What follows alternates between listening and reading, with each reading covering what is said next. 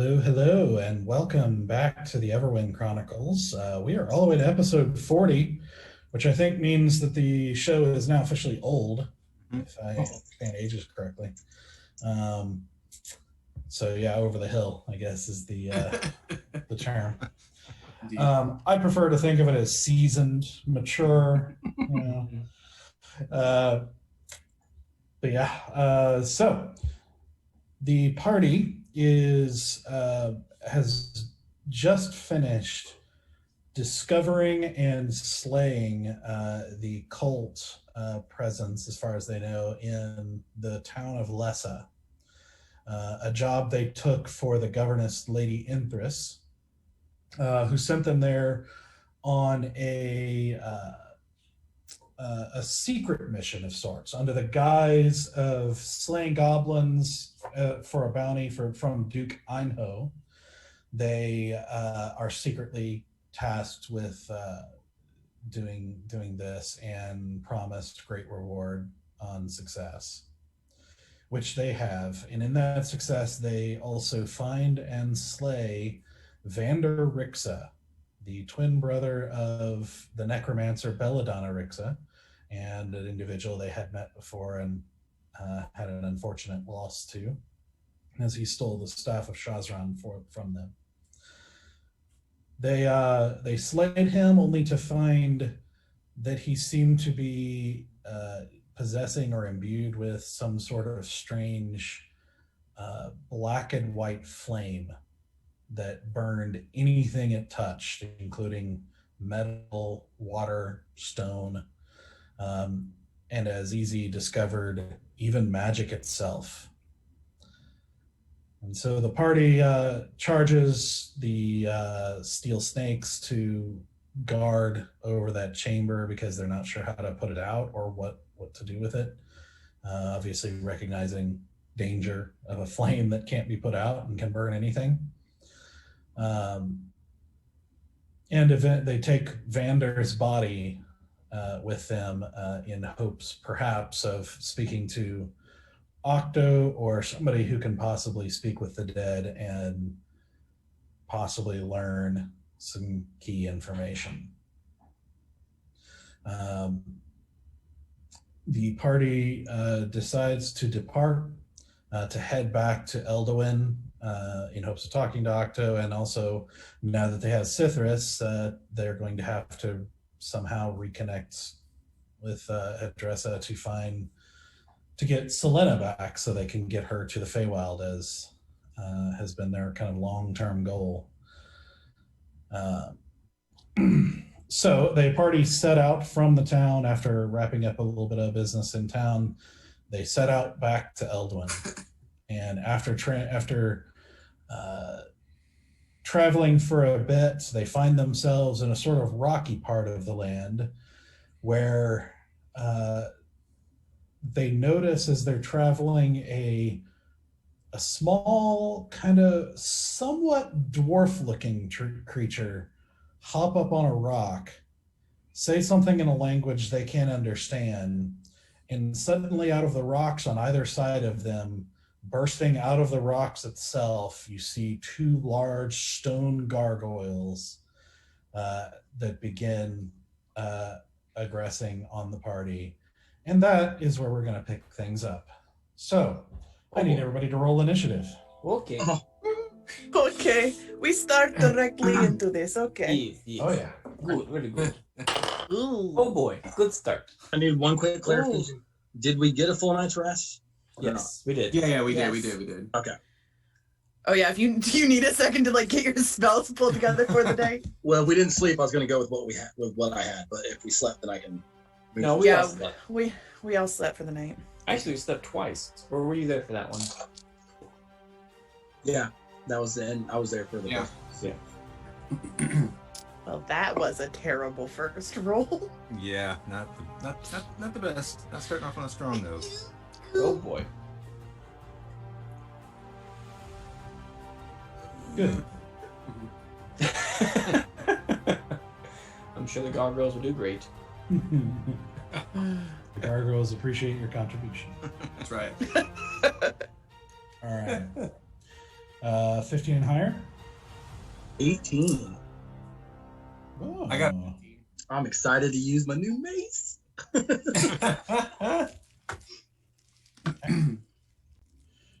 Easy, you got 15.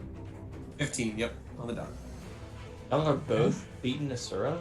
I know. I feel weird. Wow. Strange. Wow. I rolled bad. Yeah, that's really bad for you. No Man. kidding. 10 and higher.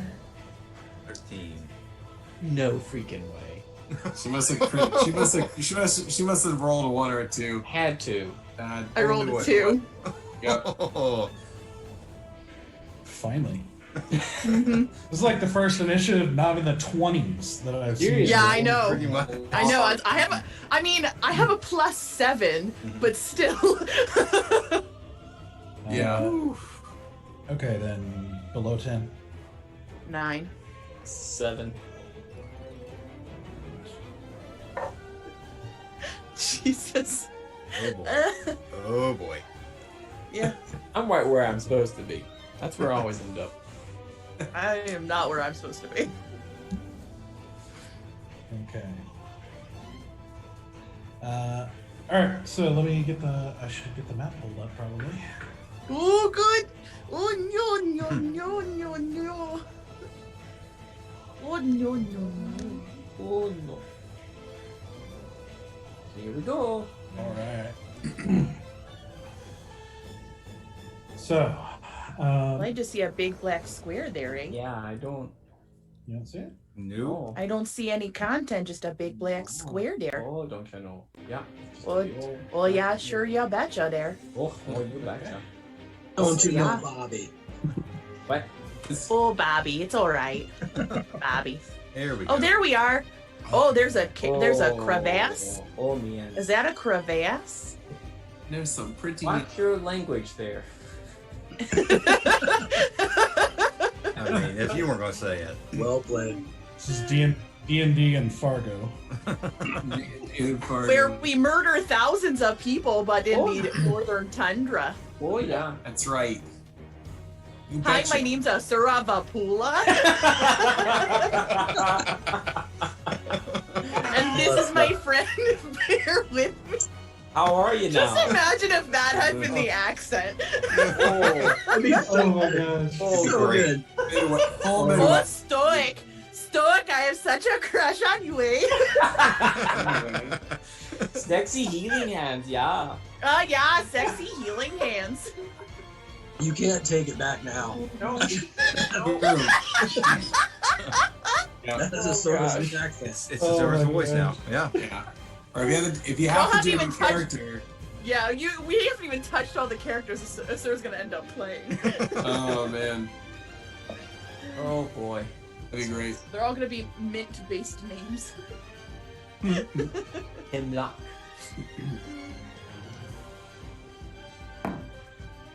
Sorry, I forgot I have to roll for Smithers and Storm as well. Oh yeah. Well, I hope Nice. they rolled better than a 9. Yeah.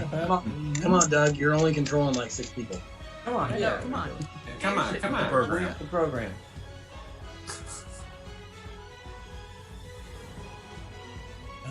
Okay, so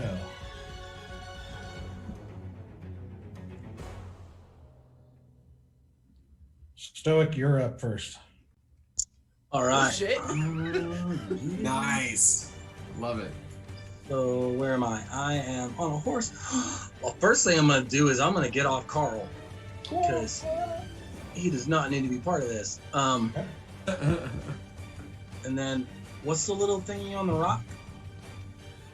We don't know. You don't know what it is. This is the thing that the little kind of pseudo dwarf looking thing that made out of rock that yelled something at you and apparently summoned the gargoyles. Oh, okay. Well, he seems bad. So He seems not good. I'm gonna run straight at it, Mm-hmm. and I'm gonna take a swing with my brand new mace. So you're gonna, if you're running straight at the dwarf thing, you're gonna take an opportunity attack from the gargoyle. Oh, well, that's no fun. That's, Wait, just swing your new mace at the gargoyle. Because I'm entering his. attack field, or because I'm leading? Well, because Oh, I'd have to pass it. Yeah, you're like Pass here. it, You'd have to like Oh. pass by it to. Oh. Because the horses are in the way. I thought I was Don't- bared for a minute. I don't think you couldn't reach it anyway. It's No, that's 45 feet that's away. fine. I thought I was bared for a minute. Gotcha. Don't we all? WWBD. Well, if Bear that's do. if that's the case, then I will run up to that gargoyle and get in between Sora and it, Okay. and I will take a swing with my mace, and I will hit it in the face, Face to the face. or I won't. Oh no. That was a 5. Let me see how much my new mace is an adder. I think it's 6. I really want to hit it anyway. It's a +4, so that's 9. Oh boy. 9, Yes. just barely does not hit. What a world that would have been if that was the AC for this That'd been fucking great. thing. That Uh-huh. would be great. Okay, so bonus action, I will summon my spiritual weapon right next to it, and take a swing with it. Okay. There we go. That's a 21 to hit. Hey. Be nice. 21 definitely hits. And that is 7 for damage.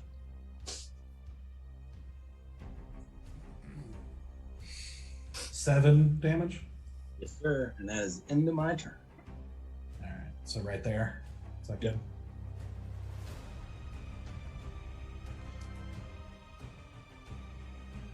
Okay. So.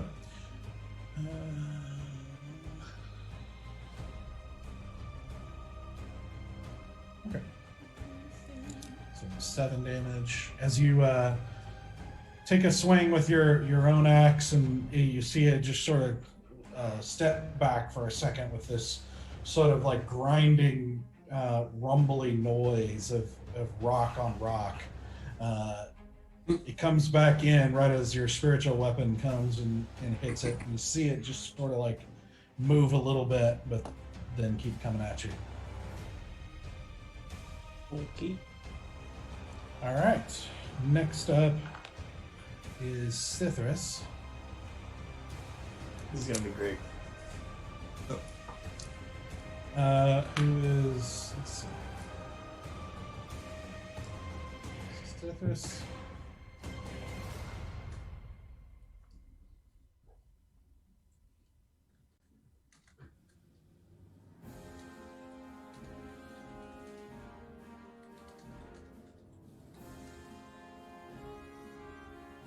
I have to remember, like, it's the first time we're fighting at level 6, so all these new things. Mm-hmm.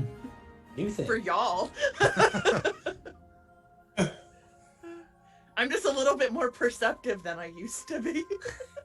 Not that perceptive. You're still like, what's going on? You I know, better? my passive perception is high as fucking yet I can't do shit.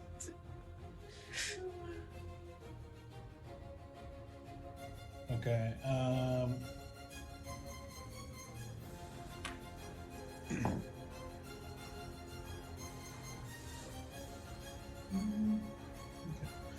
So Sithris kind of sits up in the, like where he was kind of like draped across the bench or whatever. He sits up and he looks at the little creature, and he just goes, "What's he mean?" And then he looks over and sees the gargoyle attacking Stoic, and he like lets out his hands really quickly, and you see just kind of like a sort of distortion of the air a little bit come from his fingers out to the gargoyle.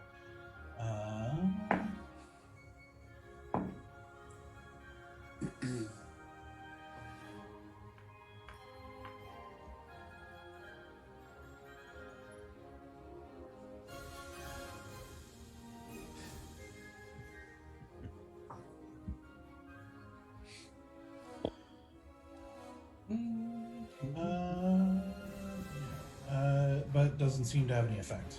All It. Easy, you're up.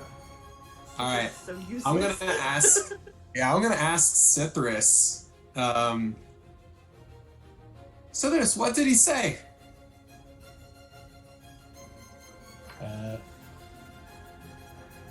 You have to wait till Cithris' turn. No. All right.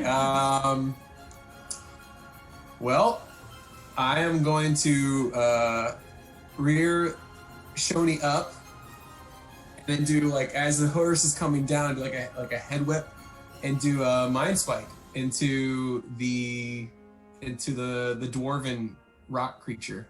Okay. Nice. His new favorite move. My favorite move. Mind spike him. I see like an image of like Old Spice commercial, just That's right. Hair is flowing in the background. I'm on a I wolf. was just looking at you. we need a some kind of ad for that for everyone. But not like Old Spice. It has to be something else. Like I don't know. So is it a This is attack roll or spice. saving throw? It's a 15 saving throw on wisdom. Wisdom. Wisdom. Yeah. That's a fail. There you go. All right. So he's gonna take 3d8s of damage. Woo-hoo. Roll that beautiful damage footage. Damage footage. All right. Another one. All right. Ooh. All right. That'll be 18 psychic damage. Holy shit. I rolled a 7, an 8, and a 3. Nice. That's my best roll I've done in a long time. Yeah. Proud of you. Yeah, and I get to know where he is at all times. And to Okay. just put another plane of existence, and I'm like, screw that, I'm not going Screw there. We got time for that. that. Went to the That'll be my Denny's turn. plane of existence. I got time for that. Okay. Valen, you're up. Well,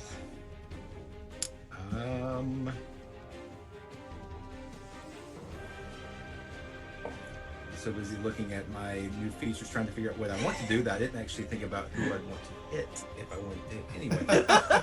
If the opportunity presented itself, who do I actually hit?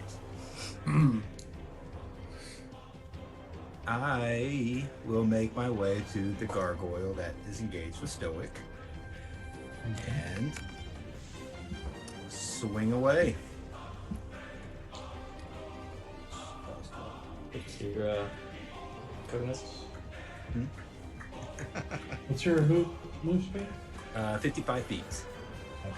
Just Yeah. really Got 5 more feet of movement at level 6. That's too much fucking movement. I assume hopping off of the horse. Yeah, yeah. So that first hit probably does not hit. It was a 12. No. Yep. Take a second hit. Not much better. 15. 15 barely hits. Ooh, okay. Okay, Yeah. okay, so we know our AC space we need to live in. Yep. At least for the gargoyle, that one.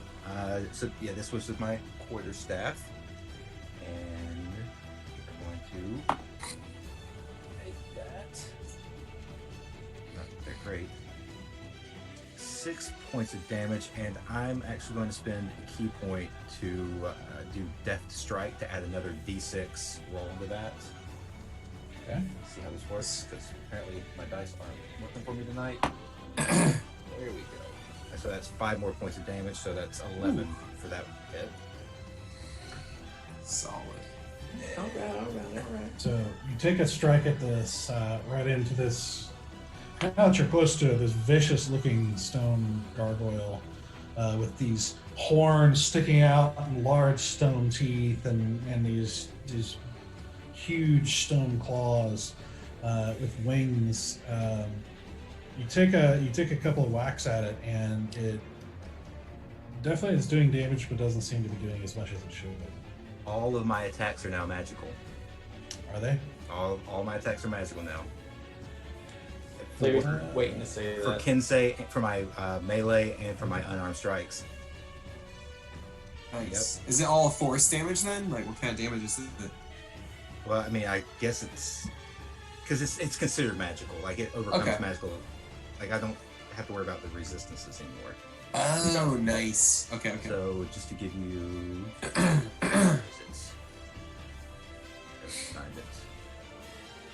so one with the blade. Your attacks with your Kensei weapons count as magical for the purpose of overcoming resistance and immunity. And Gotcha. where is my?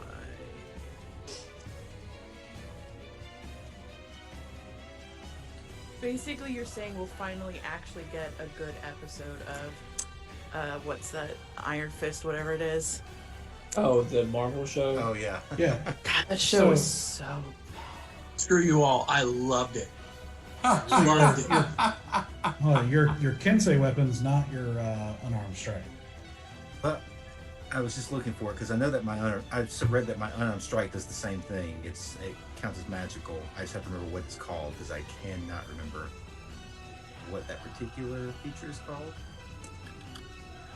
Key empowered strikes. Your unarmed strikes count as magical for the purpose of overcoming resistance and immunity. That's my key empowered strikes. That's what the feature is Like called. the death strike did. Yeah, but it's not. I don't have to spend a key point to make it.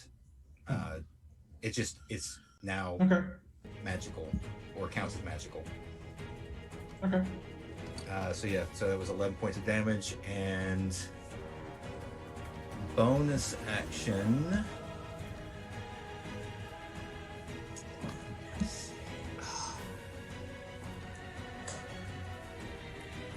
I think I'm going to just do an unarmed strike against it. Okay. See how this goes. Okay. So 21. Yep. And that is 10 points of damage. Nice. Yeah. Damn, Daniel. I did it again. Oh man. I've been waiting for this level for a while now because I'm like, all these resistances, I can't do anything. All right. So you take a couple of strikes at this thing with your, still kind of like hurts your hand a little bit to be punching stone. But you see as it sort of like looks under its arm at you like with annoyance as it gets ready to keep attacking you guys. So is that all you want to do? Yep, I think that's everything. That's all I have available to me. Okay. Storm is up. Wow, Tara, how's it feel? Feels great. Feels great, Jeb. Feels great. Love it. I fucking love it. I fucking love it.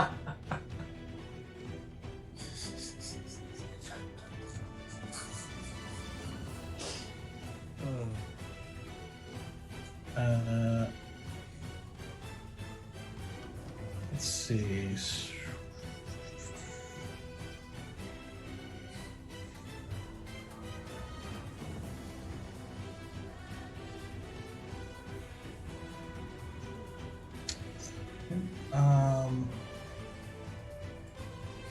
Storm is going to, seeing this attack, she's going to whip out her bow, and she just sort of like looks at Cithras and is like, "What is he talking about?" And lets an arrow fire at the same gargoyle you guys have been attacking. Oh, gee, what did he say? Rolls a Hit natural those toothpicks. one. Hits those toothpicks. Rolls a natural 1. Of course. Yep. So that's her turn. It is now their turn. Jesus. We need to make stronger friends. That's actually a really good point. Yep. All right. Let's see.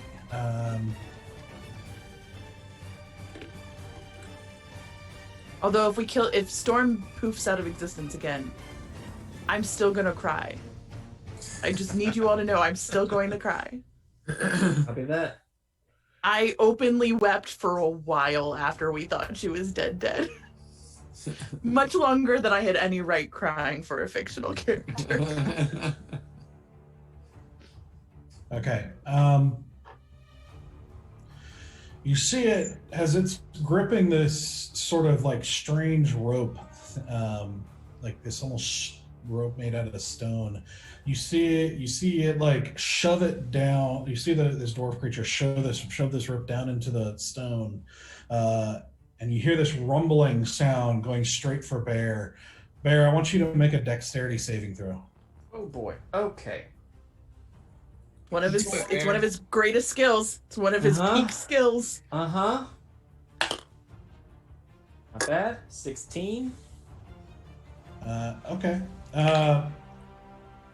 So the rope basically bursts out from the ground right next to you and tries to whip around you and wrap around you, and you manage to shrug it off. Don't like that. Stronger than it seems. Don't like that at all. Ooh. Let's see. Okay. He is then going to.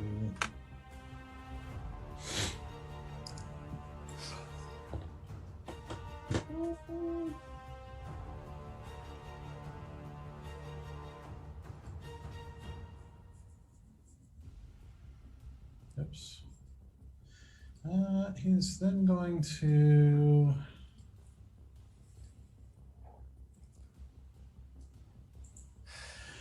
He jumps down from his rock and then disappears into the earth.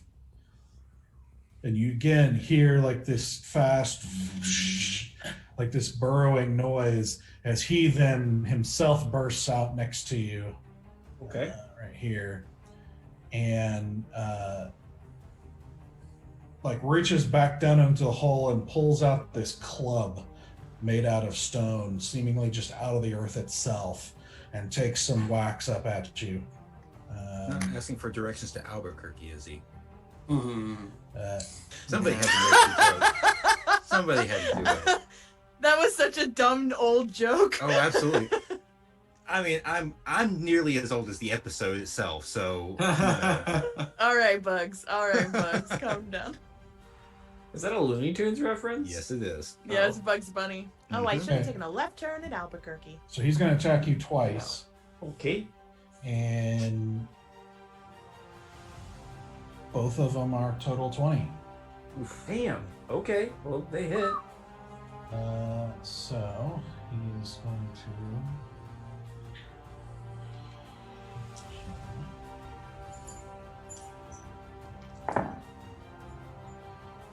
For a total of, let's see, 18 bludgeoning damage. Oh. Sounds good. That's high on the oof meter. As this heavy stone club crushes into you. You hear your horse let out this kind of nasty cry as it's not taking damage, but it's feeling the force of this thing hitting you. And he's obviously a little disturbed by things bursting out of the ground around you. Right. Mm-hmm. Yeah, me too. Yeah, so the gargoyles.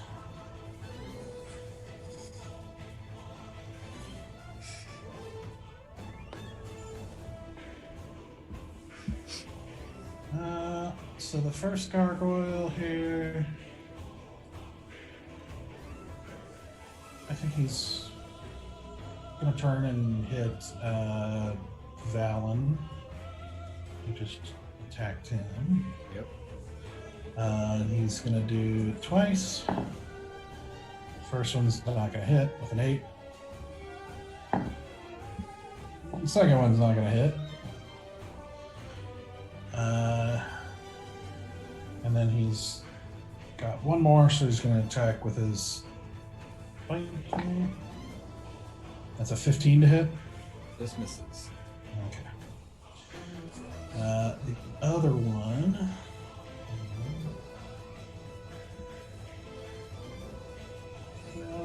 is just going to run up to the nearest target, which is a Sura,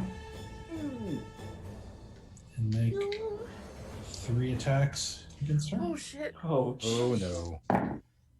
Oh, good gosh. All right, so yeah, those are not gonna hit. That's not, dude. This is like the worst. Is it? All I of don't these, think it is. all of these rolls were under 10, except for that one. I think we have different definitions of the worst here, Doug. Yeah. Yep. Okay. Well, that's their turn. Okay, Sura, you're finally up. Fucking hell. Question. If I were to pull Keshi back to move the cart backward, is that considered my action, or can I use it as a bonus action as interacting with an object? It's definitely going to be an action to try to move not just one, but basically two horses that are in the middle of combat. And these are not war horses, like they're not trained for combat. So you're basically going to have to make an animal handling check to get them to do what you want them to do. I want to waste my one action, Yeah. my only action. And yeah, your work with Back Keshi up. will affect the DC, but you also got the other horse to worry about too. Yeah.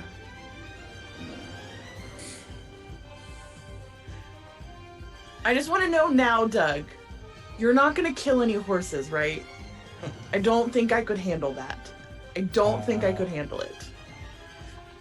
I mean, it's battle. I mean, they're Horses. Doug, listen. For the most part, I've been willing to go on very dark journeys here, but I don't think I could emotionally handle a horse dying, and I don't think that whatever animal protection agencies are going to be okay with us fictionally killing horses in our fictional show. I'm just saying. I'm just putting it out there. Okay. I mean, we're not going to get a PETA sponsorship? Oh man. Oh, Oh, no! Man.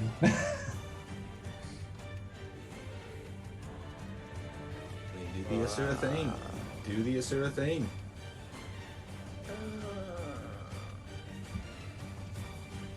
If I disengage and back up Keshi, does it still get an opportunity attack because I'm also moving in like the horse? Or would my disengagement count for the whole rig? Well, it depends on if they want to attack the horse, if they consider the horse a threat or whatever. I would say you disengage, obviously. You don't know for sure about your horse. It hasn't directly threatened the gargoyle yet, so the gargoyle seems focused on you. But you also don't know how smart it is, so it's... But you would basically use that and then try to move the whole thing back.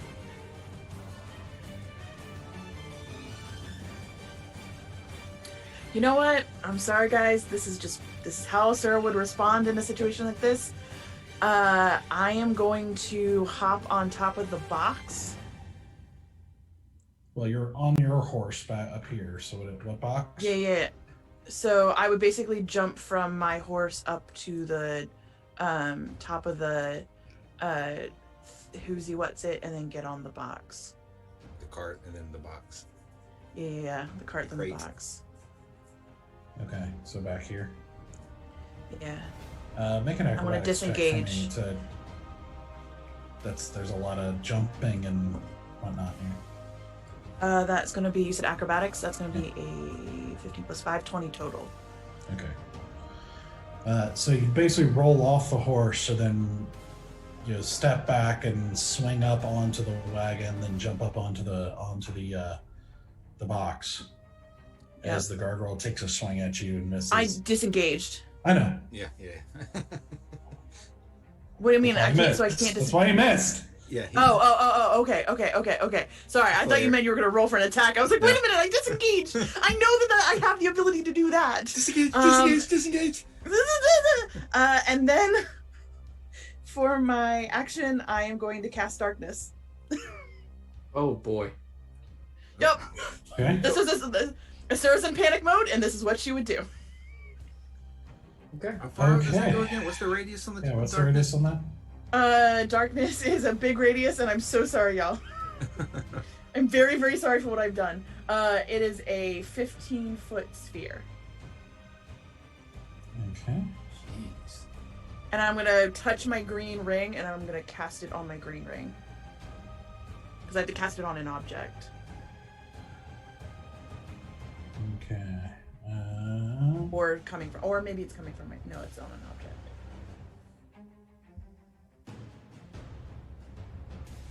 Give me a second. Yep. I won't let me do this. I'm very sorry. Good old roll 20. Oh yeah. Gonna turn around. Where'd you guys go?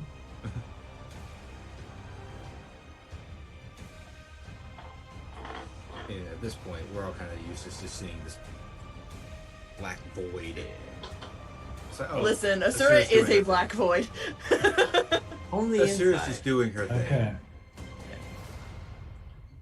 All right. So. Easy. Who turned out the lights, huh? But Carl's scared of the dark. Oh, Carl. No! No! Coral! Not Carl. Okay. So, as Easy, Sethris, Storm, and Asura are plunged into darkness. You now see. So sorry, I'm so sorry. I'm so sorry. This is where Asura's at in her mind right now. Hey. And also where Tara's at in her mind right now. You do you, girl. You got it. Panic. You just hear Storm and Asura and Sithris doing some variation of You just can't let me have a higher dexterity initiative roll than you, can you? Just can't let me. I refuse to be at the end of a rotation, so fuck all of you. Damn it. All right, Barry, you're up. Okay. Alright. I am gonna throw my hand axe down at the. Well, first, sorry. I'm gonna cast Hunter's Mark on him. Okay. On the little dwarf guy. And you are adjacent, so you can make a normal attack from horseback. Okay, but I'm kind of visualizing like flavor. Just gonna chuck it down at him. Because I'm like right so next to using him. using your hand axe. Yes. Take out Mr. Roll. Okay. What? Oh, alright, hand axe. Hand axe tech. Here we go. 16. Does not hit. Ooh. Okay.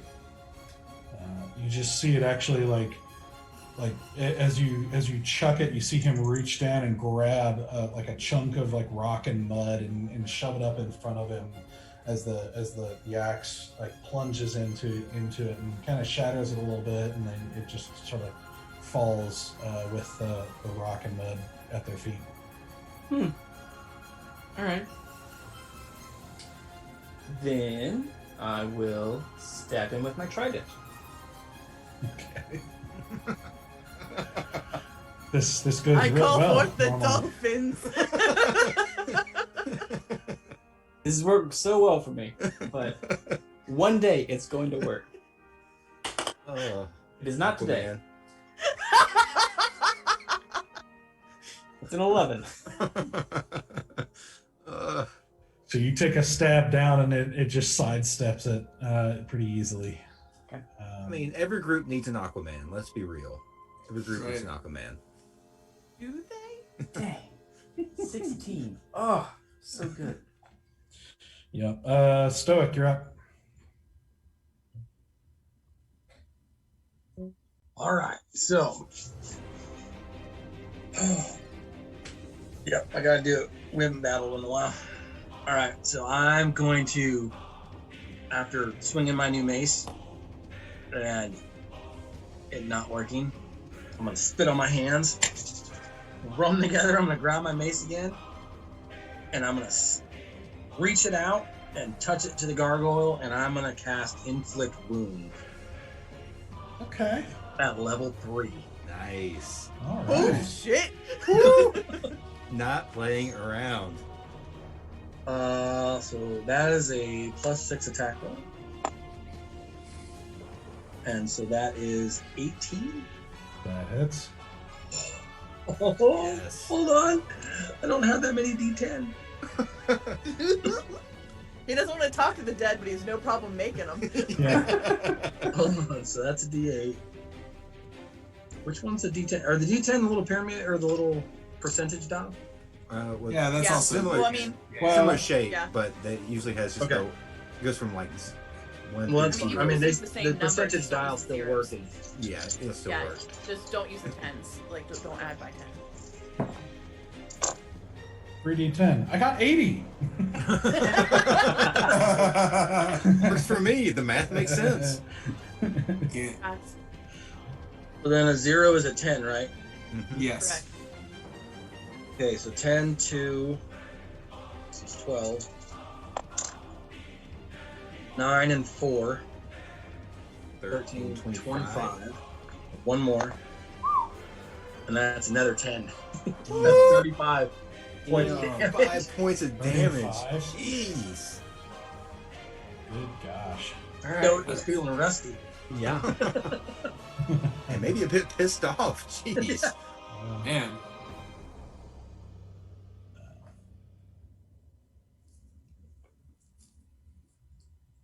Okay. Very nice. So you put your weapon up to this thing, and you just see the light sort of surge from your weapon and go into the gargoyle, and then you just see the like just bits of the gargoyle basically burst with this like rocky explosion of like this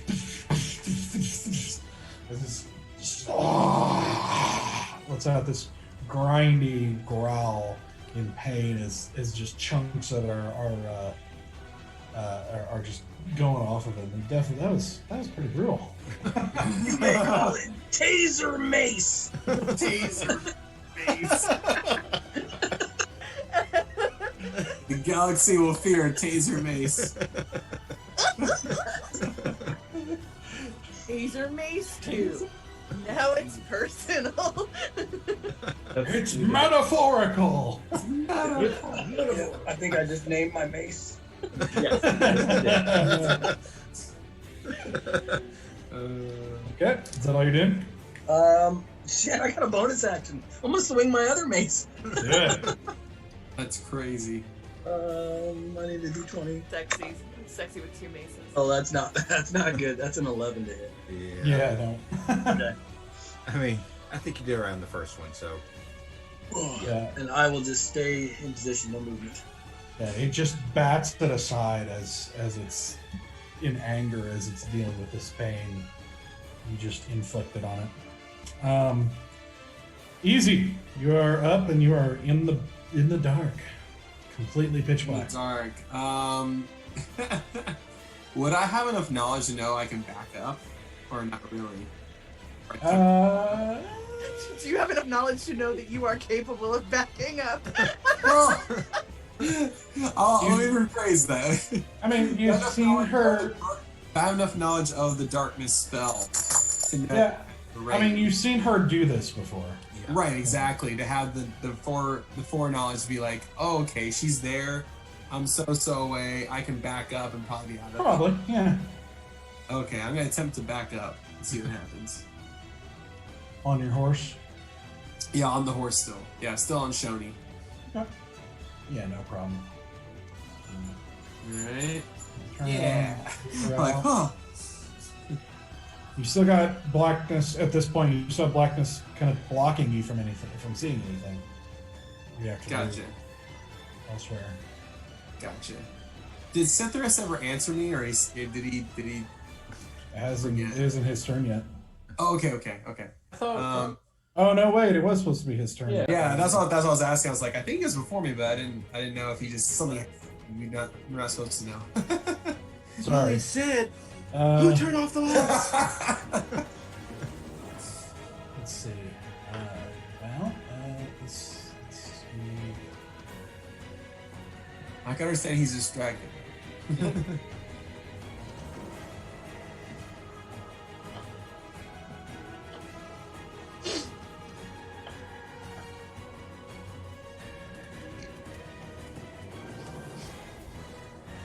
Second, I don't know how to relayer this here.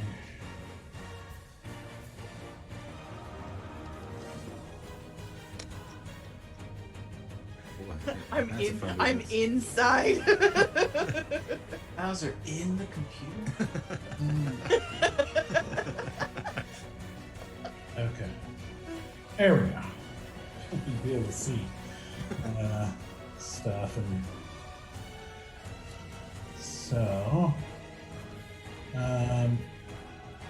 yeah, sorry, so let's pause and let Cithras go real quick. Okay. Fair enough. Yeah.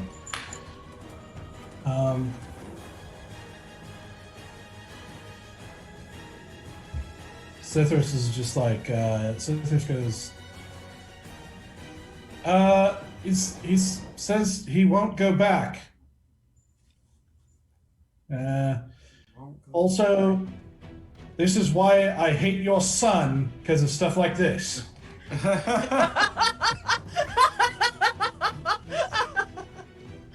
Or citrus.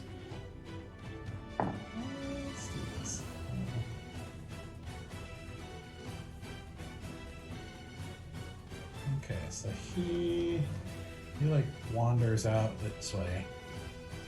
You even hear like a ow, and like one of the horses kind of grunts, like surprised a little bit, and well, that was strange. And he is going to let out. He just throws his hand out, and you see a sort of strange bolt of energy surge out at the gargoyle here, which is going to hit. Hey, Look at him doing the thing. look at citrus go.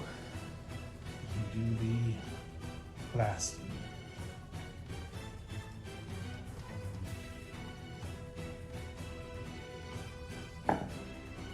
For 5 damage.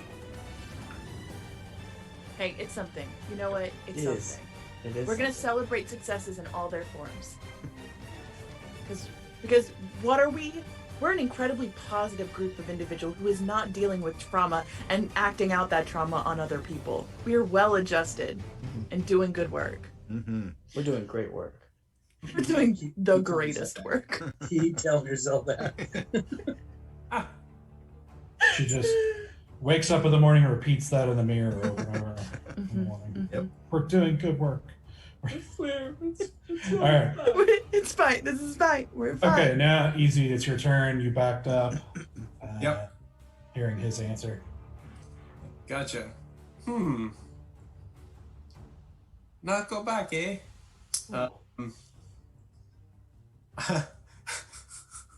This is gonna be pretty typical, easy here. Oh boy. I'm don't get too ahead of yourselves. So this shroud of darkness, I can't see over it, right? It's 15 feet tall. Yeah, it's a 15-foot it's- sphere. Yep. All right, it's a sphere. I can't see anything.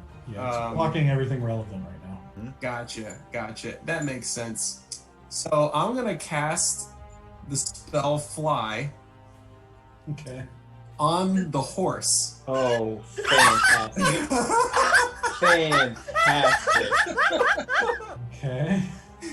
All right, and here we go. I'm gonna steer. That horse is about to Results. panic. Yeah.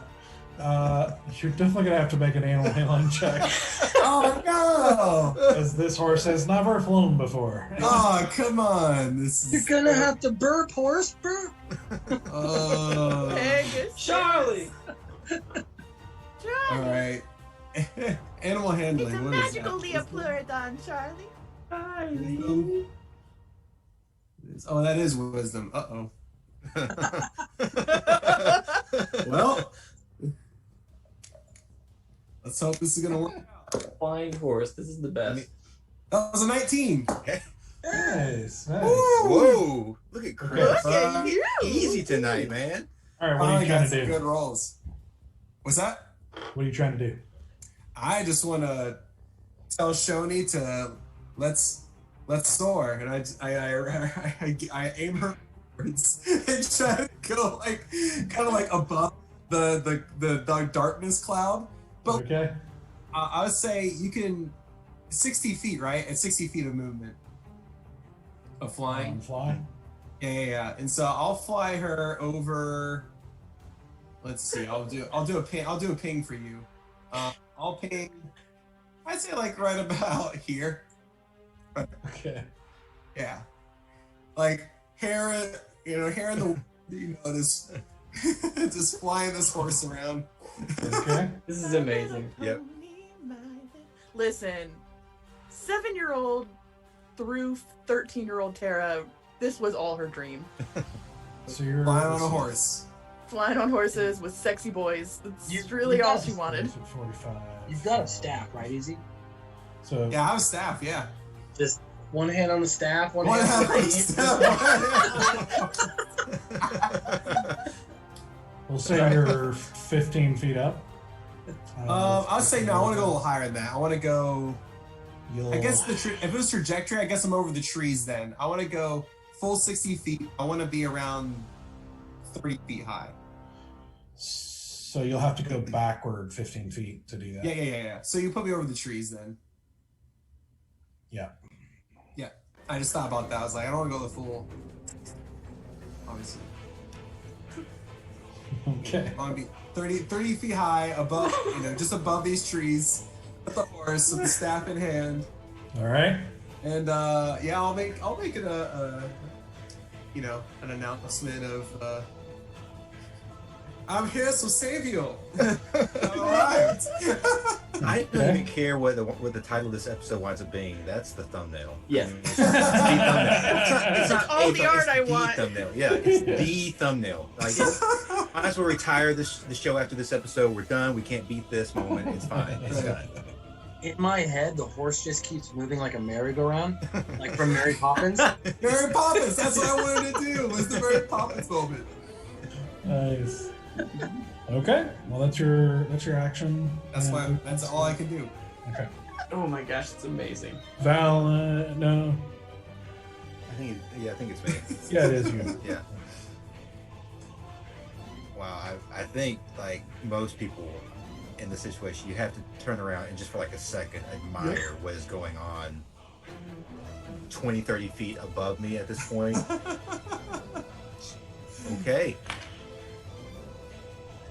That's happening. All right, and then turn my attention back to the gargoyle in front of me, and we're going to hit again. See where this takes us. Oh, that does not take us good places. That was a 9 on the first attempt. Second attempt. It was a 12. That dice is done for tonight. Yeah, okay. Fun stuff. So we're going to bonus action. Spend a key point to do flurry of blows because I want to hit something. Right. Okay, so one of us is going to hit. One's a 23, the other is a 12. I don't know what it is about 12 tonight, but All right. It's 23 hits.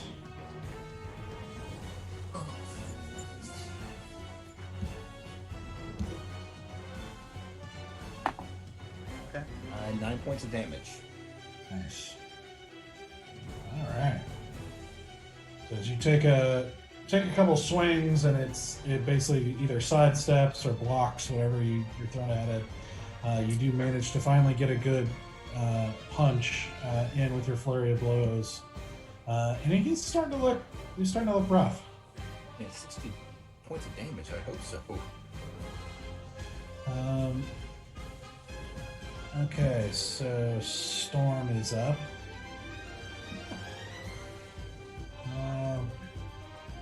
Come on, Storm, you can do it. I believe in you. Oh, Storm. She's the best. I love her with every fiber of my soul. Every fiber. Every fiber. She just goes, I think I'm blind. Guys! Guys! Gorm, your eyes are shut. It's okay. Just open your eyes. I'm pretty sure they're open! She basically starts kind of flitting around in panic. Like, just sort of flying and like, you can't really see any of this, but she just starts flitting around in this panic until she basically flies up and crosses over the dome. She's like, I'm healed! Oh! And she takes a shot at the gargoyle up here. And misses. Makes sense. Mm-hmm. She's trying. She's doing her best. Her little heart can only do so much. I'm sorry, I just learned how to see again. Now it's their turn. So Here we go. okay, so this guy is going to try again with his hair. So make another. It's his hair? Is it dexterity? Yeah, it's dexterity saving throw. Come on. Got You this. saved me once. Got this. 19. All right. Once again, you feel this thing whip up and try to wrap around you, and once again, you're able to fight it off. Nice. I just want to look down at him and wag my finger and go, No. Just You dunk see on him. him. You see him just kind of like bare his teeth as he takes his club again and just lays into you again. Okay. So, okay, that's better. First is Again, different definitions of better. so the first one is a 27 to hit. Yep, I'm gonna go ahead and call Miss. Stone's Endurance on that one. Okay. So he's, let's see.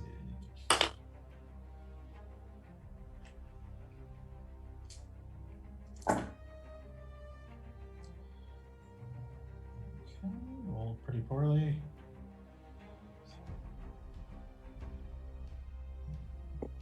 So 13 damage. Sweet. And I take 12 off of that. Oh, nice. Okay. Nice. And then that's not going to hit. So Hey. Still in it. Still in it. it takes This is gonna another. be one of those fights where we're just like ting ting Yep. ting at each other. Always. Only way we know how to fight. Only way we know how to fight. All right. And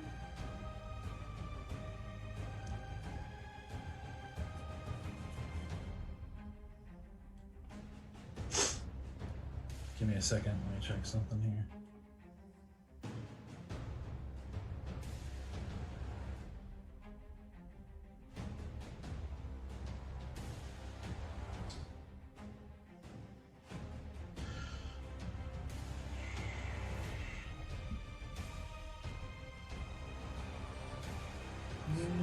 Yeah, that's gonna be it.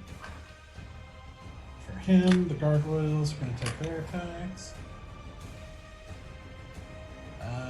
So let's see. This one up here is going to just step over and attack Stoic. Ooh. So first is 15 to hit. That's a miss. And you said first one? Yep. Only- Second. Only because it's a new toy, I'd like to use my reaction. Okay. My new mace Okay. suddenly flares with a bright light when he swings at me Mm-hmm. and temporarily blinds him and causes disadvantage on the next attack. Oh, shit. Okay. Nice. That That's is a nice mace. awesome. Is that on misses or is it just any attack on the first? It's I only get one shot a day. Oh, But okay. any attack, I can use a reaction to make them have disadvantage on the next attack. Mm-hmm. Yep. So boss Which battles, very That's dope. is pretty good because he rolled a natural 20. Oh, shit. Oh. Dixie is with me tonight.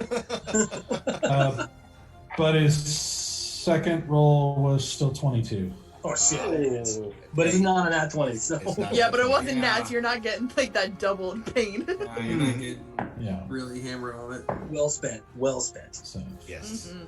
Yes, it was. That is a nice toy.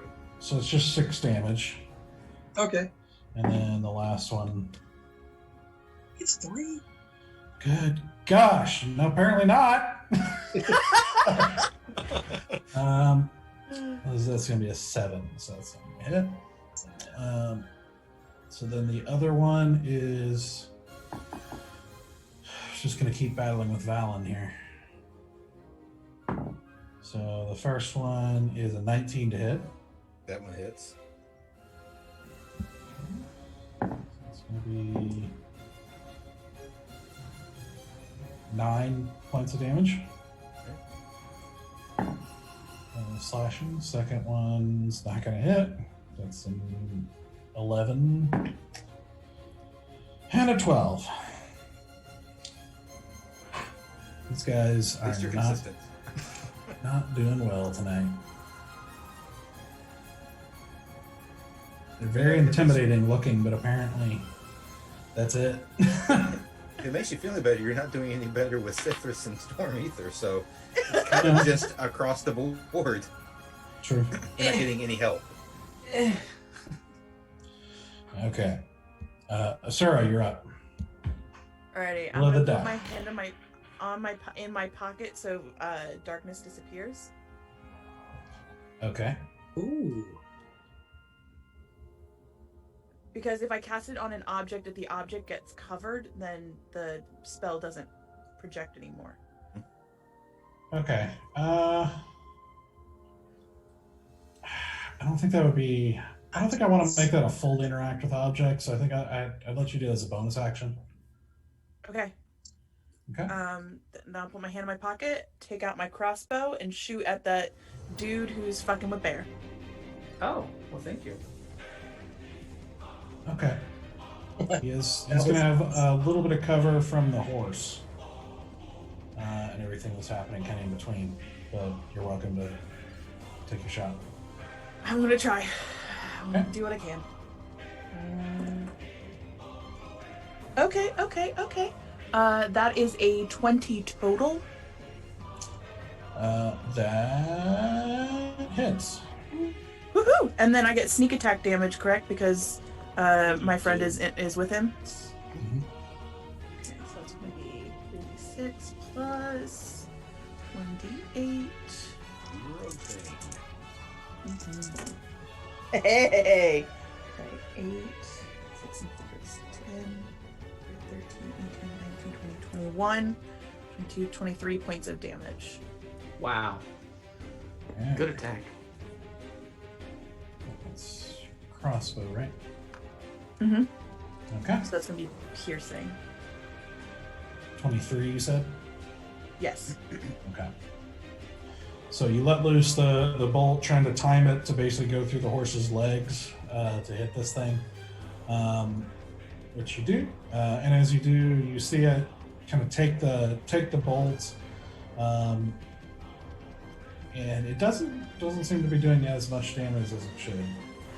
I figure I'm a flippin' useless creature when it comes to this attack because I'm pretty sure all of them are immune to the only styles of attack that I am capable of doing. So, or at least resistant to the things that I am capable of doing. So, would I be able to take my hand back out of my pocket and go back to darkness? At your next turn, when you have a bonus action again. Yeah. Okay.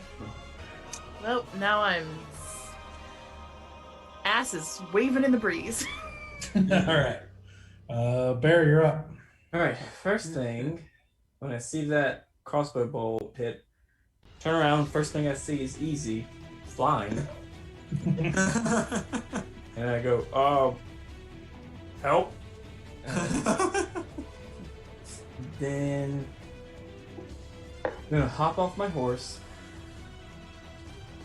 and I'm gonna swing twice with the Sable Blade.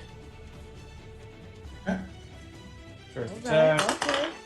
doesn't hit. Second attack, 18. That hits. Okay, and I'm going to, because he's pissing me off already, I'm going to use Divine Smite. Okay. Where are you? Here you are.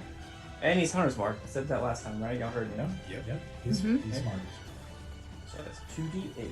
Where you at? Come on, come on. There's one. Let's go. Here's the other. There's my Hunter's Mark. And there's my Sable. That's a 10, 15, 18, 22. 22. 22 damage. 22 damage. Nice. So you come down with this huge overarching slash imbued with this divine energy, and you hear this as it slashes into him, and you just hear him kind of do this raspy kind of grimace and growl at you. Perfect. He's still 22, you said? 22. Sorry. Yeah, you're good. So he's Okay. still pretty healthy. Yes. And then Ooh. for my bonus, I'm gonna use 2-weapon fighting and stab with one hand with my trident. Okay. Ta-da! Which is no, it's not gonna hit. That's a 12. Okay. That trident, man. That trident. You spent so much money on that trident. I did. It's okay. As you take a stab, you see the rope or hair or whatever it is, like sort of whip out and knock the trident aside. He uses hair to block it. Well, you do see now that you're down on the ground level, you do see like his hair is kind of pulled back a little bit, like it goes back, and you see a braid going down into the ground behind him. And so yeah, you get the impression this is hair. Is it like? It might be too much to tell me, but like, does it look like hair, or does it look like vines, or is it like stone hair? Looks like stone hair. Stone hair. Like the thing that was attacking you looks like maybe the other end of the braid. Okay. Okay. Okay. All right. Stoic. All right. So if you'll allow it, I want to look at Easy and just be like, we've got this. Help Bear. And then I want to, for flavor purposes, swing my mace, but not to hit. I want to cast, where we go, Guiding Bolt. Okay. But I want to swing the mace and like just total Thor, like, Okay. and have the lightning come off the mace. I figure we got Aquaman over there. Like I gotta step it up a little bit. Gotta rip the other. Oh no, the it's other DC copy. versus MCU. No. I'll be. Guiding Bolt is an attack roll. Okay. Which is a 17 plus 6. That is. Okay. Jesus. And then that is 5d6. Sheesh. For a man who abhors violence. No, not violence. They're not men. They're gargoyles. So that's You're good. 5 and 3, so that's 8. And Plus 2 and 2, so it's 8, 9, 10, 11, 12. Okay. One more. And a 1. Those are not good rolls. Jesus, So 13. 13. So how much total? 13. 13. 13. There's no radiant modifier? damage, and the next person to attack on that gets advantage. And I didn't specify which one of them I was attacking, but I want it to be the one we've been working on, the Val and I have been working on. Okay. And then I will swing at it with my invisible taser mace, or my spiritual weapon. Well, before you do the, so you take your swing at the gargoyle, letting loose the guiding bolt with this swing, and you just see the bolt go straight into the chest of this gargoyle, and you see it sort of like cracks, like lit up cracks appear in its chest as it just like starts to fall apart, and you just see it crumble into a pile of boulders. Yeah! Yes. So then I will swing at the other one with my spiritual weapon. All right. That is a 6 plus, so that's 12. Does not hit. That one just uses its wing to block the incoming strike and keeps attacking. All right, so now Cithras.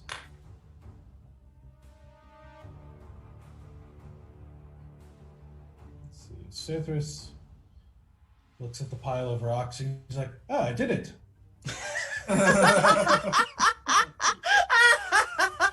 Okay. Yeah, Okay. that's right. fair. Yeah. He's gonna move right there up on the top of this short ridge here.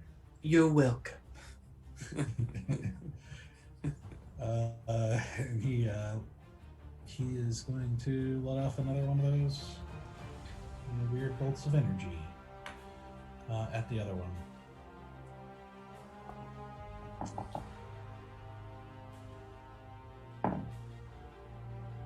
27 is definitely a hit. Yes. Wow. Yeah. 9 damage. Look at him. Yeah.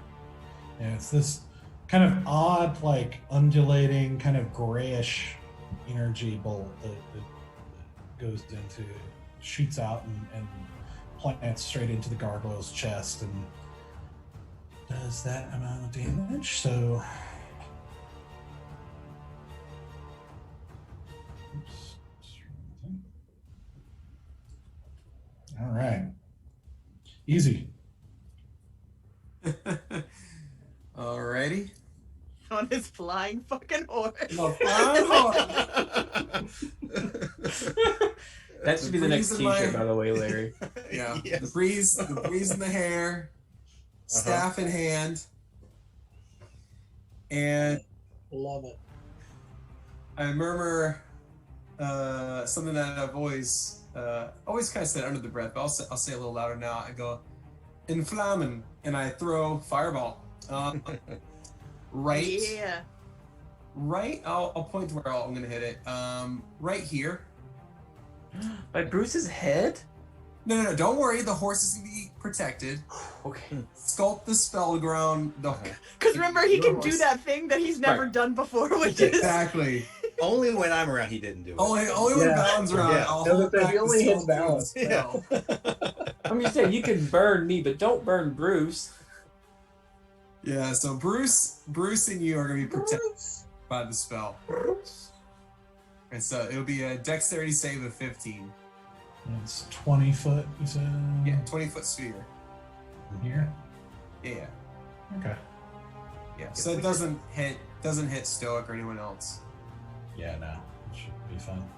If we just put like some wings on Shoni and had the easy cast like guiding bolt behind him, it'd be like the most metal moment ever. That's I right. know.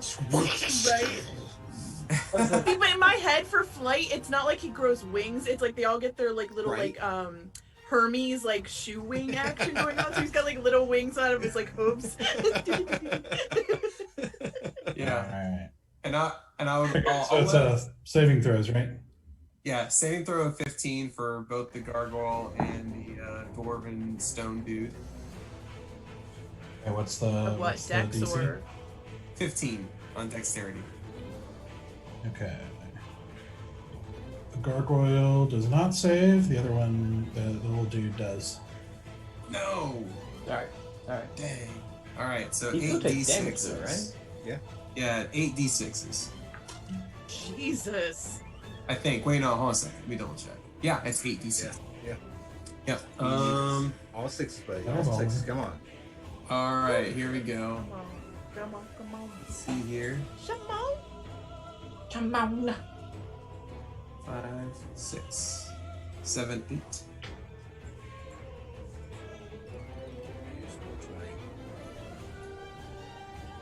Makes me nervous.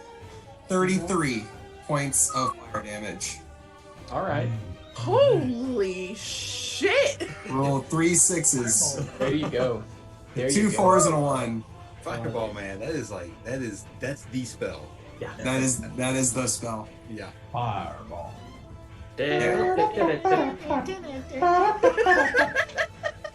And the horse is doing like little feet up. Doing some Lippets. Lippizzoner prances. Oh, yeah. In the air, yes.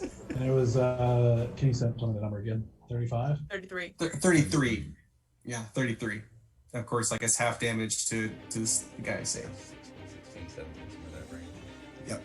It'll be down. It'll roll. Cool. You'll round down. Round down, yeah. All right, so there's a huge explosion as the fireball rips into this kind of formerly peaceful countryside, just burning away bushes and grass and singeing and charring everything in sight, including these two creatures. And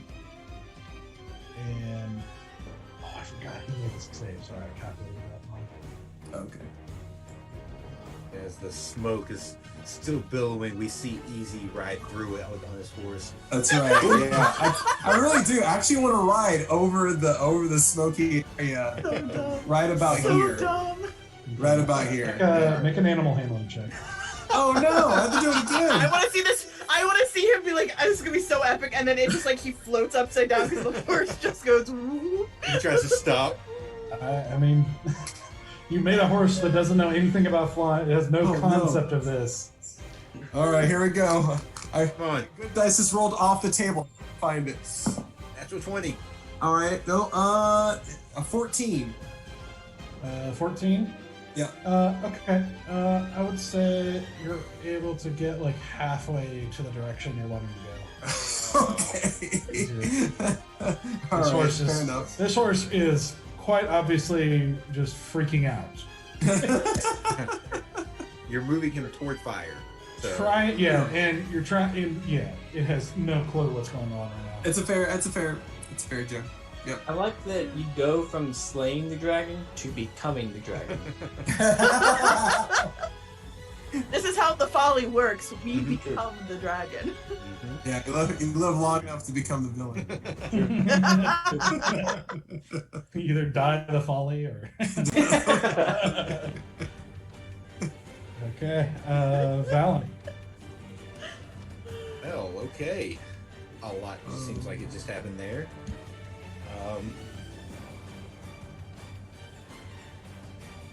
Would I be able to make my way over to the dwarf that's engaged with Bear without taking any opportunity attacks? Since the gargoyle is down. Yeah. You don't have to go around the horse. I'm sliding underneath the horse. I mean, that's just going to happen. Yeah. And it steps on you and tramples you and breaks your hand. Well, it is definitely panicking from a fireball just erupting around it. So, That's true. True.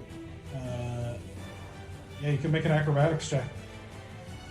I don't know if you've ever been stepped on a horse, but it hurts. No, I've not. I've seen that happen, and it's not on the top of my to-do list, and not on my bucket list. because it would probably be a bucket list type of item. It's far better than where my head's at, because you ever seen like a horse with a semi dangles, just balance sliding under his feet? Sorry, did you say it was an acrobatics check? Acrobatics. And We're that'd be gonna a get that. 10. We're gonna get that. Oh, yeah, it was Damn. not a great A roll. 10. Yeah, Okay, let's see. my dice are not helping me out tonight. Yeah. Oh man.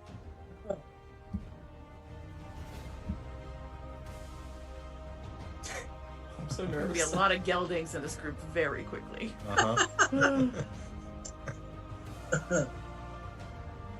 Should have jumped over with those rolls. Why don't it you would just go not through matter. the rumble of the dead gargoyle? Yeah, so you go to slide under this horse, Mhm. and this horse is panicking like crazy from the fireball Yeah, and makes everything sense. that's happening around it, and is just stomping and freaking out over anything near it. And as you go to slide under this, one of the folks do come down on you. Yep. And deal 6 points of damage. Ooh, wow. Okay. A horse. Yeah. No. It's, Could have done more, actually. Yeah. Mhm. So- Honestly, yes. Yeah. Yep. Even in D&D, the hooves are no joke. So I was going to say that the gargoyle hit me and did 9 points of damage. The horse hit me and did 6. the gargoyles don't want to talk about it. So it is. You're here. You're here. Right now. Okay. Well, as I'm sure I kind of finished that cool slide and kind of a roll after getting Yeah. stomped on. Get up and is the dwarf still on the ground, or is he standing up? He's on the ground, standing up. How tall is he compared to me? I'm kind of curious. Uh, Waist height, like- Yeah, he's not very tall. Yeah. He is.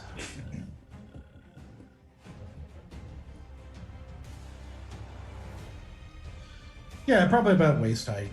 Like Okay. he's like big, kind of wide.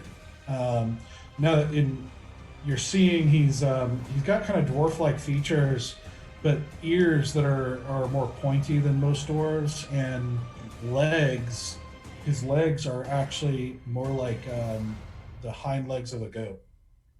What the is he? Oh, he's a centaur. It's like a It's a what? stone fawn. Centaurs are half horses and Yeah. half What's the ones that are half goat? He almost looks more like Satyrs? a satyr. Yeah, he Satyrs. looks like a Satyr or yeah, or fawn. Yeah. or fawn. What's, Yeah, what's the guy from Narnia, Mr. Tumnus? It's fawn. He's a So fawn. Thomas. He's a I thought he fawn. was a satyr. Okay. Yeah. So my first attempt at a hit, because the dice tonight, will be with a quarterstaff. Oh man, I don't know which dice to use. None of them probably. Good. 21 to hit. Yeah. Hey. And that is okay. That's 11 points of damage. I should say that just in case I don't know how he's looking, but I'm doing all this as like, as we get down to it, non-lethal. I'm not going to kill him. So just to put that out there right now. Okay. So how much damage did you do? That was 11 on the first hit. Okay. Second You, one, step up and take and basically kind of jack him up with your staff. yep, and kind of an uppercut motion as his head's flipped back. I'm going to Spartan kick him in the chest. I was probably going to want it to be more in his face because he's a little low. But it's going to be an unarmed strike just for flavor. Going to Spartan kick him. Okay. Yes, Sparta. That's a natural 1. Oh no. Oh no! Yeah. That sucks. The dice are all over the place tonight. What is going on? So as you go to kick him, you actually see him like he just quickly like ducks under the kick and plants his hand into the ground, and you feel the ground suddenly shift underneath you and you fall prone. Nice. How much movement did I use getting over here? Like 40-ish? 30? Let's see.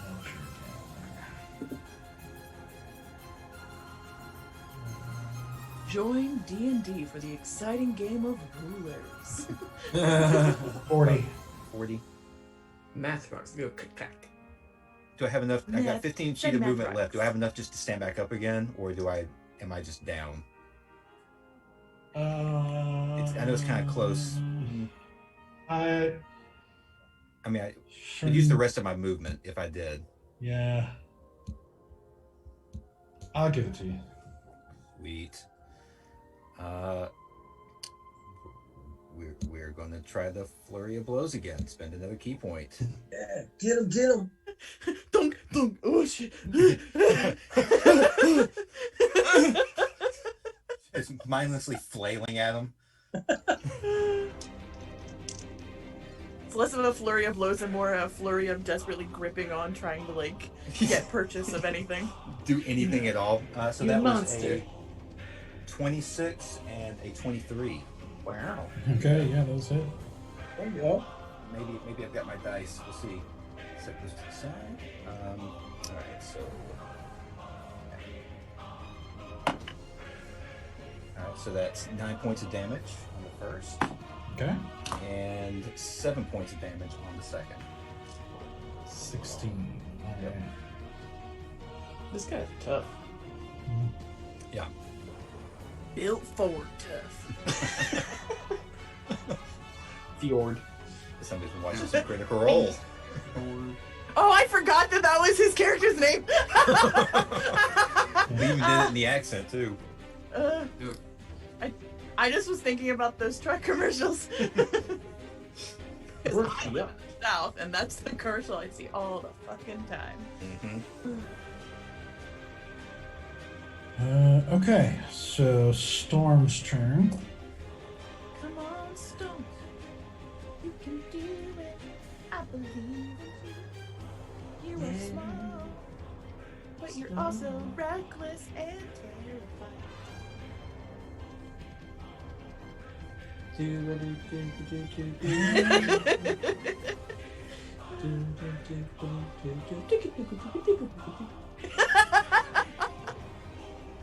Playing elevator music. Music drums like a living Storm, here she comes to rock the day. Dude. She really is Yes. mine. I'm that old. Oh yeah, I watch those. All right. I watch I my know the Right. I know the reference. We know the reference. But are you old enough to have watched episodes? Oh no. I have. I mean, I not have in indeed. real time on repeat. Yeah. Syndication. Yeah. Is syndication Listen, still a thing? my existence had not existed yet. Yeah. Okay. She Yes, she she can. puts her bow up and starts weaving something with her hands, and then thrusts it out at the gargoyle. So let's see.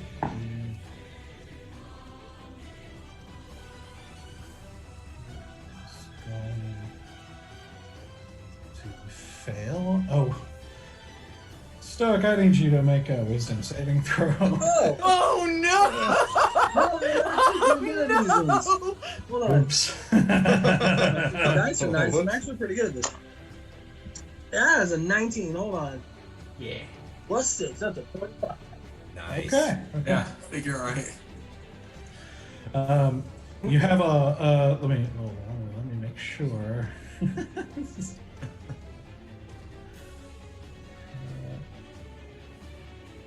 True chaos. Why am This is amazing. my saves are really weird. I mean, as long as Easy and Storm are on the battlefield, it's just going to be utter chaos. Entertaining. Absolutely. Entertaining truth. You feel just a moment of like, kind of like almost being unsure of where you are or who the people around you are for just a moment, but then it passes. Gargoyle, however, starts looking around wildly, seemingly disoriented here. So we'll see what happens next, which is now. Okay. So.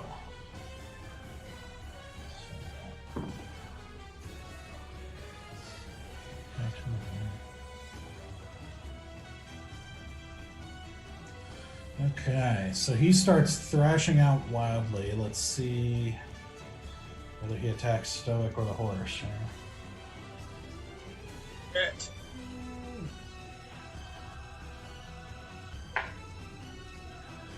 He attacks Stoic. But he looks very confused, very disoriented as he just starts lashing out wildly.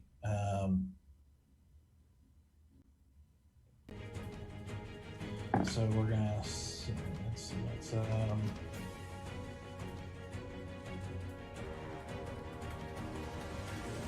That's a 15 to hit. No death. Woo! Nice. I believe that's all he can do, actually. As he's just sort of like, he's also like clawing at his head and everything, kind of shaking it, and he's just very clearly confused. The other creature here.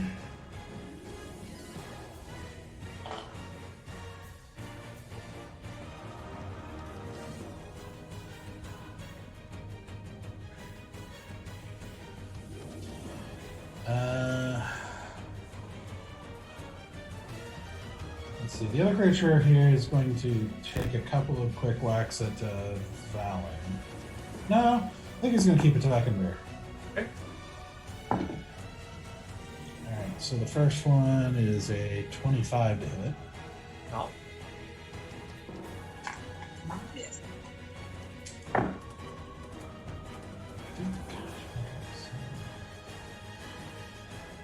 13 damage. Okay. And the second one is 27 to hit. Yup. Okay, that's 23 bludgeoning damage. Ooh, guys, I'm not doing well. Ooh. Not doing well at all. Oh no, oh no. Not baby bear. Nah, he's yeah. Is that 36 points of damage on that one? Yeah. Jeez. Don't like it. And- I don't like it. He is going to, let's see.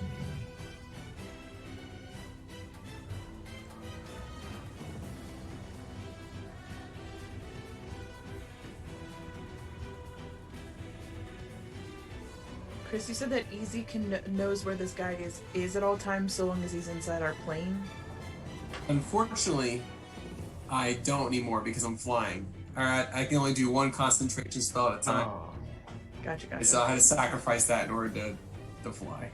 Worthy Worth sacrifice. it. Yeah. Was it? Yeah. It was worth it. Yeah, very cool. It was totally worth it.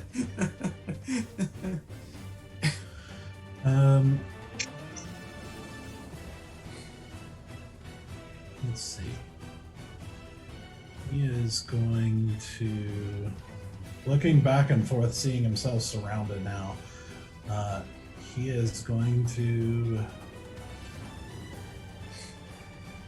take a diving motion, go back into the ground as you hear a burrowing noise and no longer see him. Do we get Y'all both opportunity get- attacks? I'm trying to see how this works here because it's not normal movement. Right. I was going to do the same thing. Stab into the ground. He like swan dives into the ground. I'll say yes. Come on, boys. Come on. I didn't hit. Well, I might have. No, I didn't. 16. I rolled a 10. Neither of those hit. Yeah. As it disappears into the ground. Hmm. Yeah. Okay. Asura. Is the gargoyle that's near me still on fire from that firebolt or fireball, whatever it was? Is the gargoyle what? Is the gargoyle what's? This Is there one is still like still up. fire? Yeah, that's what I'm saying. The gargoyle that's still up. Is there still fire around him from getting hit by the fireball? Not on him. I mean, there might be little tiny flames here and there in the grass. Mainly just kind of embers, like what grass does when it's like kind of burning, but not like open flame. Yeah, I'm just trying to figure out if I threw oil like right at his feet, would it be able to catch? Would the oil be able to catch the fire? You can certainly try. I'm gonna do it. I'm gonna throw. I have a flask of oil, and I'm gonna throw it right at his feet where the little embers are. Okay. Where'd you get oil from? I've had a flask of oil. It was part of like my foundational kit of things that I had.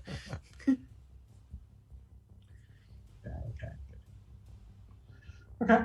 So you use your action and toss the flask of oil at the feet of the gargoyle, and you do see it start to take flame as it touches some of the embers of the grass as it starts to build up. Cool. Then with my bonus action, I'm going to take my hand out of my pocket, and darkness now surrounds Saul again. Okay. All right. Actually, only you. I don't know if I help Horses. because literally any of my piercing damage does fuck all, so... Wait, so the gargoyle is on fire? No, the gargoyle. She threw oil at its feet, which is Yeah. starting to catch fire. We'll see what happens with that. Oh, okay. Okay.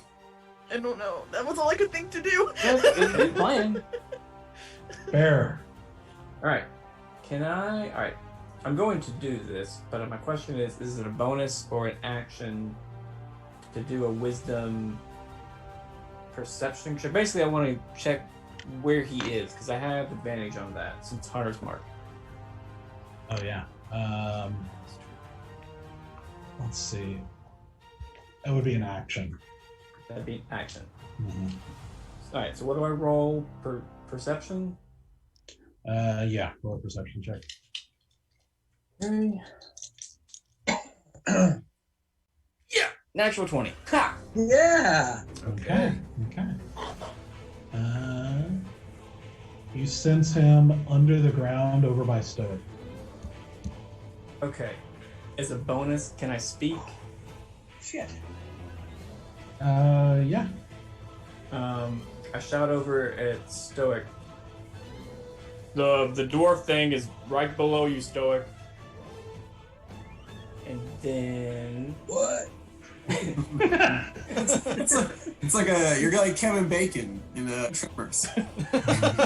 graboid. Either a graboid or a what do they call the ass sliders? Anyway. Oh yeah. Okay. Yeah, I can't remember what they're called either. And I'm just gonna run over there for 30 feet over to I'm gonna stay out of business of the gargoyle for a second because I don't have any attack left. So like here. Bonus action. Yeah, It's like here, Sorry. just out of range. Yeah, that's all Okay. I'm gonna do. Okay. Stoic, you're up. Ooh. Okay. So I'm gonna reach out to the one next to me and I'm gonna touch my mace to him and go. Just like your brother, me taser face. And I'm gonna like touch it with my mace, and I'm gonna cast inflict wounds at level 3. Okay. Hold on, that's a +6. Okay. Dang. That's a 17. Yeah, that hits. Yes. So Ooh. that is 5d10.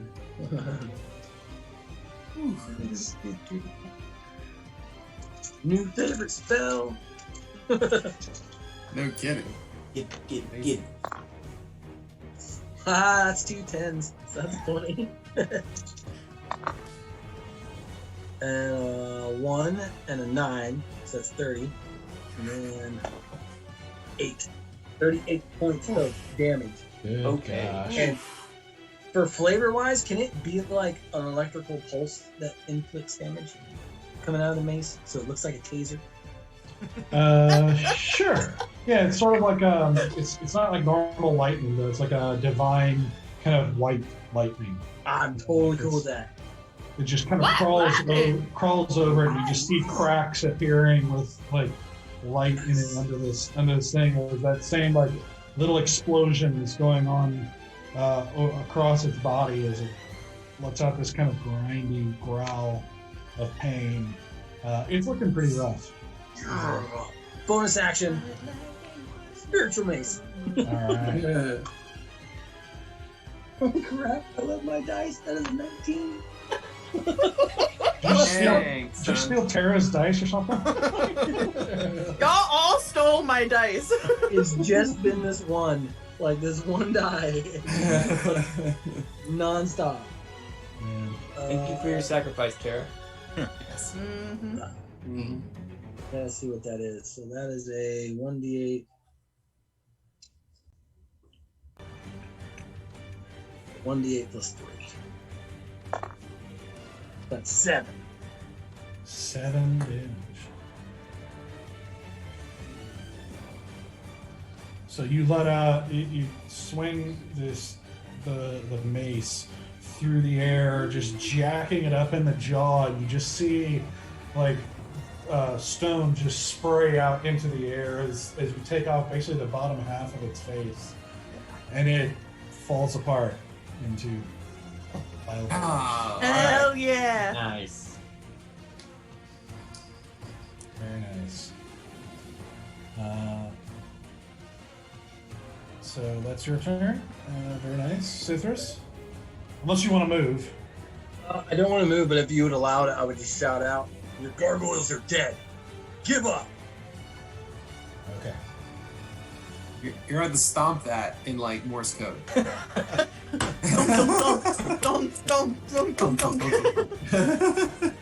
it's Sylvan. It doesn't speak Sylvan Morse code. Oh, that's true. Okay, Cithras just kind of stands up, like at ease again, and is like, "Yeah, I think we're safe, guys." Good job, Cithras. Is he still on the cart? No, he's like down here up on the ridge. Oh, okay. Easy, you're up. Oh man. I don't know what to do. You can hold an action. Yeah. I can't hold a spell action, I don't think. Like, Yeah, I think you can. You Yeah. can, but you wasted it. Yeah, If he doesn't show up. you basically spend the spell whether it triggers or not. Yeah. gotcha. Okay, so like if he pops up, I can right? Yeah. If you want to make that your trigger, yeah. Yeah, I'll make that my trigger. I'll do a reaction. I'm gonna cast a first level catapult. Now I'm gonna pick up a piece of gargoyle, about a 10-pound chunk of the rock from the gargoyle itself, Okay. and have it hovering and like ready to go. Right.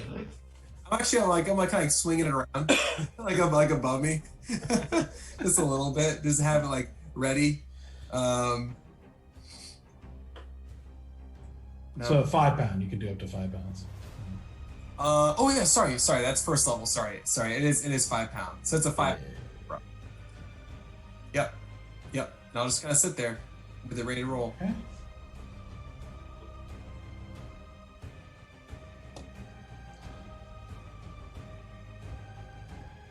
Okay. And I don't want to move because I don't want to fall off this horse. So your so your trigger is if it shows up. If he's within a 90-foot area of me, yes. Okay. Valen. Well, I heard Bear say that he was moving towards Stoic, Yeah. so I'm going to head on over that way. And I will ready an attack action for if I see him pop up. And he's within, obviously within melee range. So you say you move over by Stoic? Yeah, closer to Stoic. Probably, yeah, I'll move like right there. Okay. We're all grouping. Yeah. This is the weirdest game of whack-a-mole I've ever heard of. You said it before I could. Damn it. I have the revise it a same little bit. idea. I'm actually going to step back 5 or 10 feet and ready a crossbow shot instead. For when he pops up. Stepping back. Yeah, probably, right there. Okay. And so if I see him pop up, I've got a crossbow shot ready to go. Okay. All right. Storm is up. Storm just kind of looks around, looks down, and is like, why is there a big black thing beneath me? Yeah, why? Am I blind only for this spot? And that's all she says. Oh. Okay, so now it's his turn.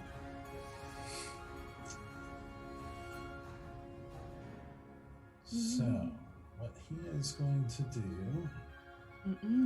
No, he isn't. Mm-mm. Whatever you're thinking, he's not going to do it. Magic word. Say that again. Oh, man. We're seeing the angry Sam Jackson with the cigarette going, please, damn it.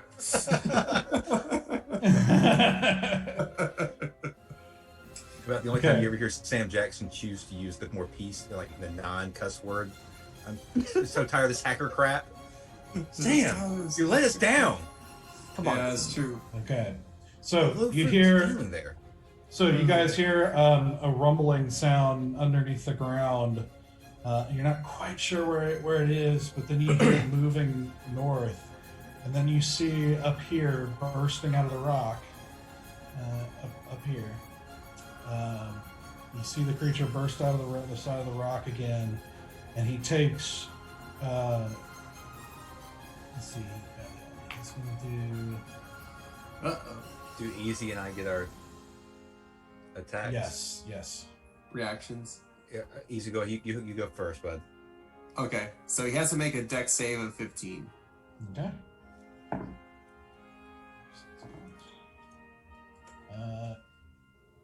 Yeah, he rolled 19. Okay, he's gonna take half damage then. 3d8s.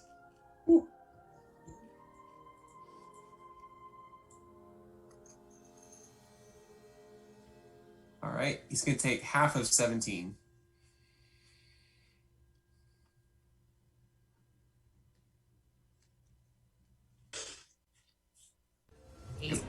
Eight points of bludgeoning damage. Hold on.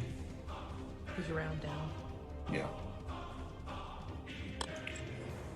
Uh-oh, Doug's got the reading thinking face. No, this is. Oh no. Oh It could be really good. Yeah, it doesn't say anything about half damage on a failed save. Oh, it doesn't? yeah, Oh, I thought it did. Yeah, on a failed save, the object strikes the target and stops moving when the object strikes something. Oh, my bad. Yeah, there's no. He just dodges it. Oh, dang, that sucks. Aww. Well, never mind then. Well, In fact, for flavor, what he does is, as you throw the rock at him, you see him just wave his hand, and the rock sort of curves to the side and hits beside him. He's got rock powers. That would make sense. He's got rock Makes Makes powers. sense. Valid He's an outrigger.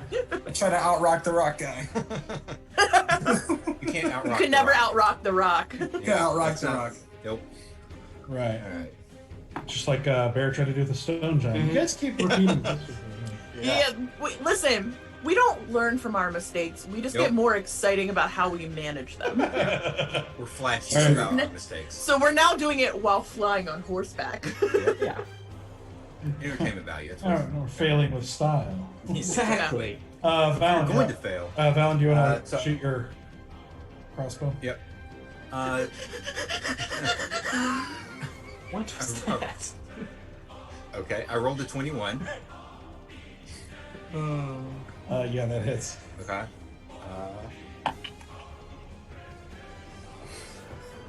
8 points of damage. Okay. So that one does not do as much. Because that's not a Kinsei weapon. It is. I took it as a Kinsei weapon on my level up. I Not it your staff? Kinsei. Not your staff? I get to choose up to 3 Kinsei weapons now. I've Oh, got, okay. yeah, I've got a, hold on, let me look it up because I don't remember what the other 2 were. A longsword, a longbow, and a crossbow, light crossbow, which is what I've got.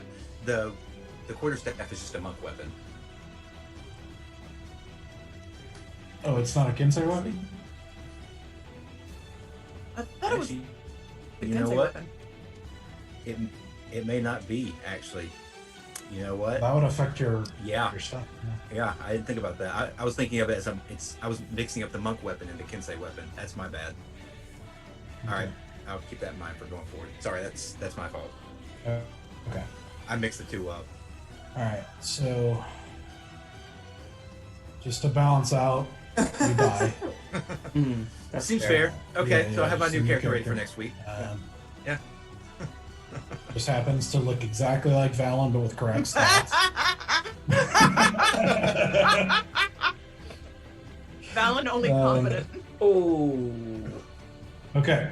No, that's we can't. If he's We gonna be can soap confident, I opera can't the play. shit out of this. It's Valen's twin brother. Who would never existed. Okay. Back from So, the dead, but we didn't know that until now. so first thing that's going to happen is he comes out now after those attacks are let loose. Yes, Queen, come out. Yes, we celebrate. Go. Valen, make a dexterity saving throw. You get +3. Because you're within me. Oh yeah, I'm within 10 feet of you, aren't I? So, dex save. Oh yeah, that's with the 3 is what, 29? Okay. Yeah, you're definitely able to agilely dodge out of the way as the rope or hair bursts out of the ground next to you and tries to wrap around you. Then the creature is going to reach down and he basically takes these boulders next to him and hurls them up at Easy. So he does 2 big boulders. Uh-oh. If Shoni gets messed up because of you, I'm gonna be so mad. I flew in the air because I thought I was protecting her better. You're throwing stuff at me. We all know what happens when you try to protect your horse. So the first one's 17 to hit. It's hitting me or hitting the horse? It's hitting me. It is hitting you. Okay, it hits me. Okay. So that's going to be.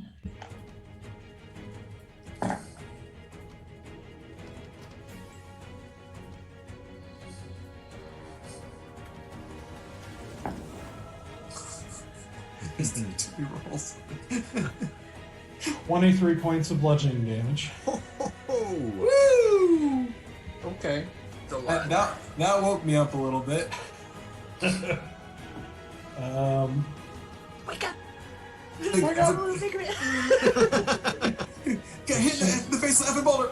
Yeah, the second one's a 25 to hit. Oh my yes, God. that one hits. Alright.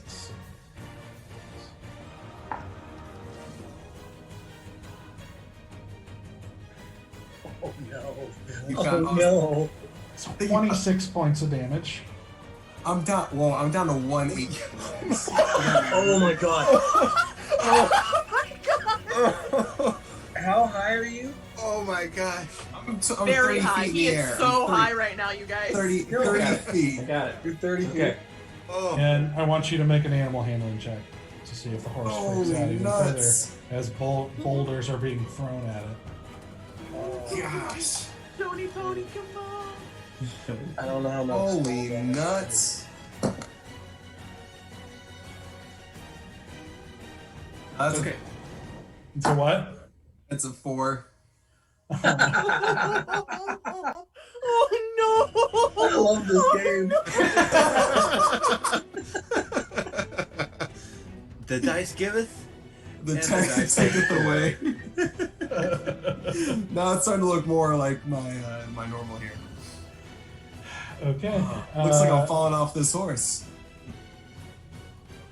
Yeah, so the horse freaks out at these boulders careening through the air and hitting you, and you fall.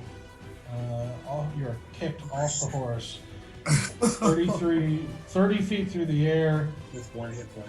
only taking 4 damage, but yeah, you're down. Oh my god. You're unconscious. So Oh, Nuts. good. Yep, down to 0. And that horse I is know- still in the air flying, This- right? yeah, this He's isn't in helping the us out. air. but if he goes on Yep. doesn't it's a constant is flight a concentration spell? That's a It good point. is. That's a good point. I hate to bring that up. It No. pretty much is. Oh no. So the My horse! Oh, No. save the horse first. Save a horse, killing easy.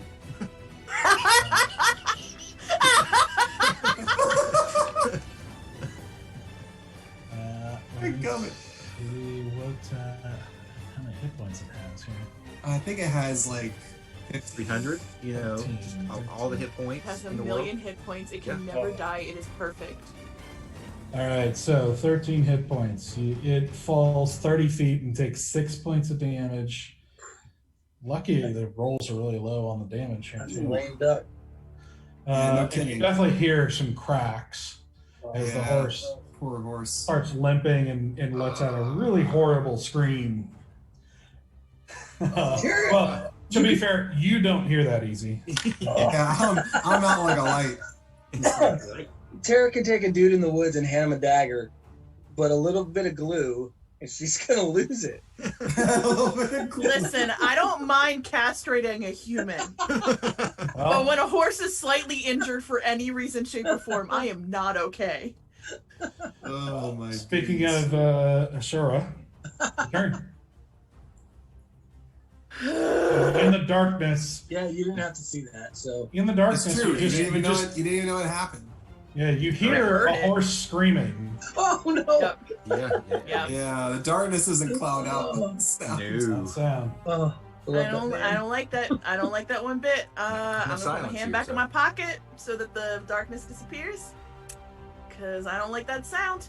And am I able to see the rock dude? Yeah, you drop the darkness and look around quickly for a second, and you see the 2 piles of stone. You see your guys around here. Then you see Easy on the ground, and next to a horse that is like limping and struggling, clearly damaged. Then past it, you see the little dwarf creature. Yeah, I don't like that. I don't like that one bit. I'm gonna take out my crossbow and I'm gonna shoot him. Okay. Yep.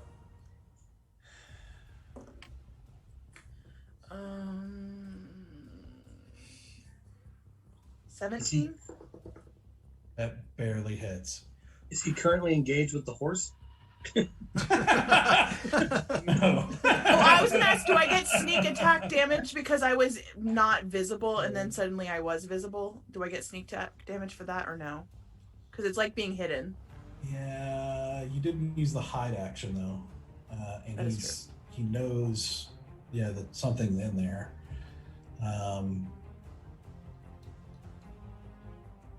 I'll tell you what. I'll roll a perception for him to see what she's paying attention to. Well, that would be a natural 1. So, yeah, I'll give it to you. Woo! Thank you, natural 1. All right. Thank you, Dean. Hey, that's what I like to see. All right, 6 and 6, 12, 13, 14, 15, 16, 17, 18 damage. How do you want to do this? Oh. Yay! During that horse scream, I put my hand in my pocket and I just see that like terror and that horse freaking out and easy down. And even though we've had a really shit time right now and we're dealing with some trauma and we're not on the same side, I, for a fact, don't want to see anybody go down. So I just, like, lift up my crossbow, look him into the eye, and I just go, motherfucker. And I'm just like, you don't touch my fucking horses. And I shoot.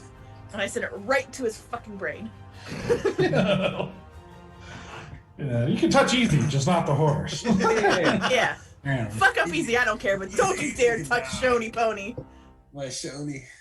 So as you let that, you say that and you let that loose, you see the arrow just go straight past the struggling horse and just sink straight right in between the eyes, right into its forehead with a crack. You see cracks appear across his face as he just sort of like kind of goes limp and falls over with a crumble. He doesn't become a pile of rocks, but he's definitely deceased.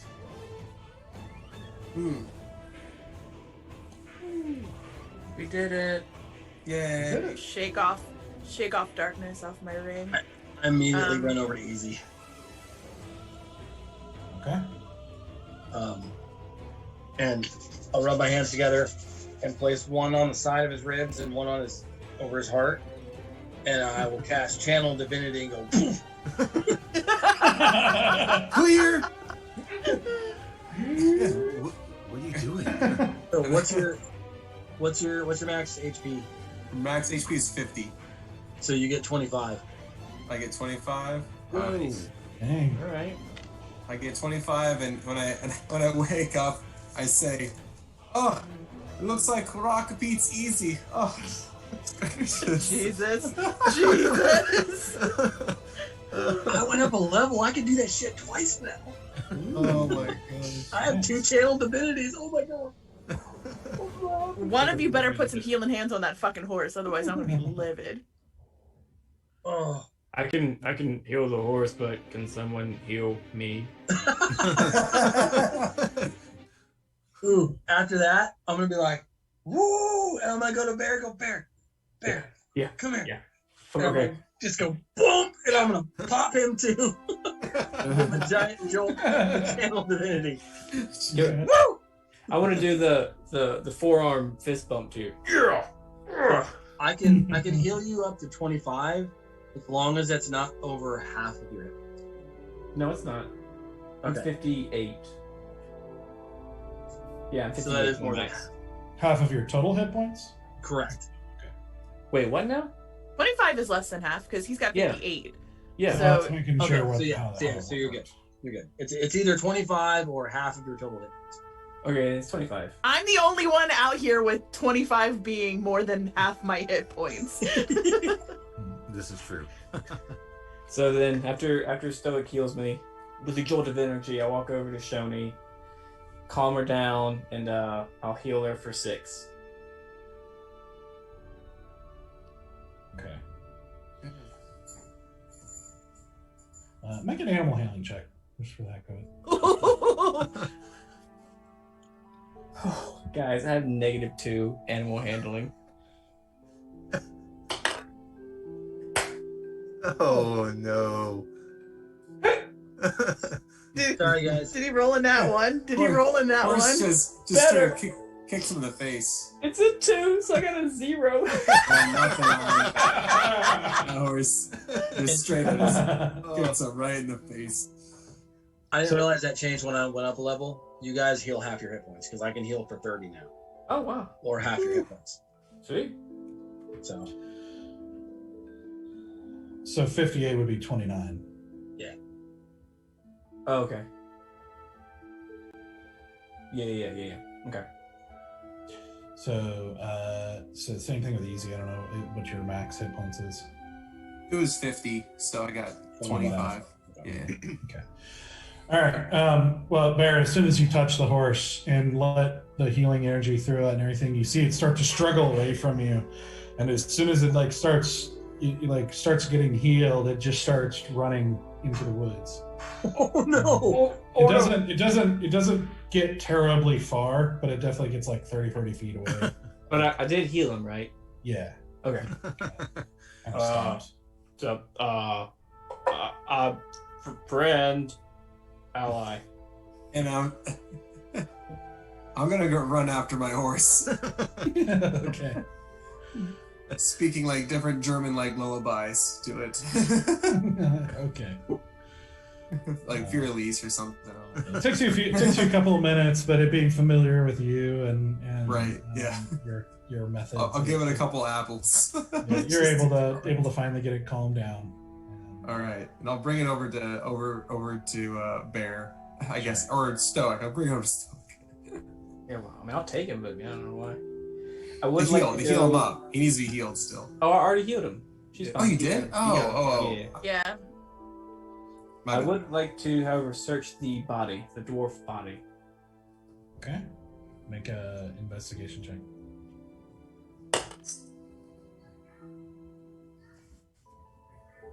Natural 1. Oh my gosh. Why do we even bother? Why do we bother? Yeah, I mean, it's you kind of get distracted. Like it's just sort of this weird creature that you've never seen before and have no category for. I mean, it's like the top half looks a little bit dwarfish, but made completely out of stone, and it's just a bizarre looking creature. Guys, I got no idea what this thing is. I'll take a look if you want me to. Yeah, if you want to give it a shot, I got nothing. It's meant to yell out for us to not kill him, but Well, it's obviously not to that kill could him have to been say that he doesn't want to go back. Doesn't want to go back. we don't know where, and we don't No, know why well, he we can't. attacked us. Well, sure, let's ask him. Hey, sir, Well- where do you not want to go back to? That's why I was hoping we may take him out non-lethally, but I understand that was a little intense. He dropped easy and Shoni 30 feet. Well, yes, but if they weren't 30 feet in the air, Well, they were, so... Retribution. which, by the way, easy. That was beautiful. Oh, thank you. It was very wonderful until I got, smashed by two gigantic boulders. Yeah, it was pretty Hey, bad. man. Been there. Heard. If anyone knows getting hit by a boulder, I think it's you, Bear. It's true. I understand your pain. Just drink a lot of water, and you'll be fine. If you don't, you have a massive headache the next morning. Trust me. Lots of water. I think you're Yeah, I right. figured you could empathize with the boulder being thrown like that. That too. Yeah, boulders being thrown. Both. Yeah. Both of those things track. I guess. Can I do an investigation check? Yeah. I'll go check it out real fast and see if I can find anything. All right, that is a 12. Not great, but Okay. Yeah, with a 12, you sort of like start picking through it, and it's weird because it's like an unusual texture to the creature. It's like stone, but slightly softer somehow. It's just kind of bizarre, and it's cold like rock. Like it's just kind of a bizarre thing. You said with a 12. So with a 12, you find two things. You find a set, like kind of tucked in its belt, behind it. You find two stone tablets with very small, precise writing in a language you don't recognize. All right. And you also find a small pouch containing various gems. Okay. Nice. How many gems do I see in there? It's going to be a collection of things. You do see one larger diamond, and then the rest are just kind of various colors and shapes. A lot of them not very well cut. Not like some of them even raw. Gotcha. Okay. Just maybe even pulled from the ground. All right. But probably about 450 gold worth. Yeah. Not counting the big one. How much is the diamond worth? Well, easy. You would actually probably have a good idea. This looks like one that's about 300 gold. Nice. Awesome. I thought so. As soon as you said one large down, I was like, it's a solid find. And I'm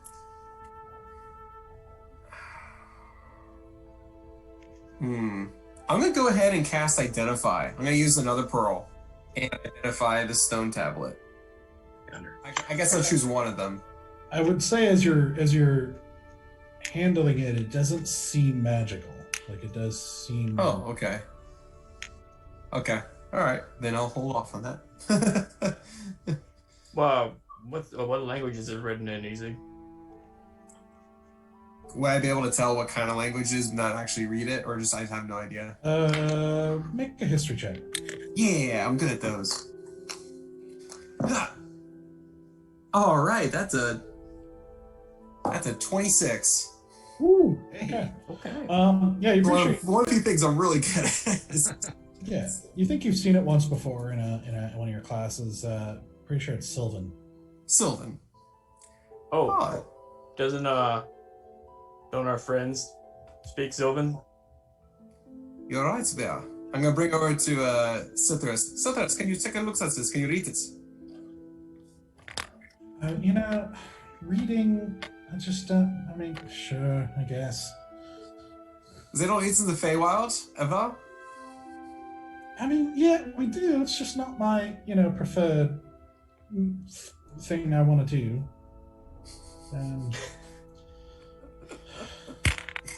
Sorry as we bore you here in this plane of existence. It's all right. You don't know any better. I've got to teach you. I'm gladly learn if you'll teach me, yeah. If I feel like it. So he takes the stone. He takes the tablets from you, and he's just starts kind of reading over it, and it's very small but very precise lettering. It's like it's been chiseled in, but very finely, very high skill, like chiseling of this sylvan writing. So Cythrus takes a minute to kind of read over these, and he's like, there's a lot of boring stuff here. Seems to be a sort of journal of sorts. Let's see, came over to this realm.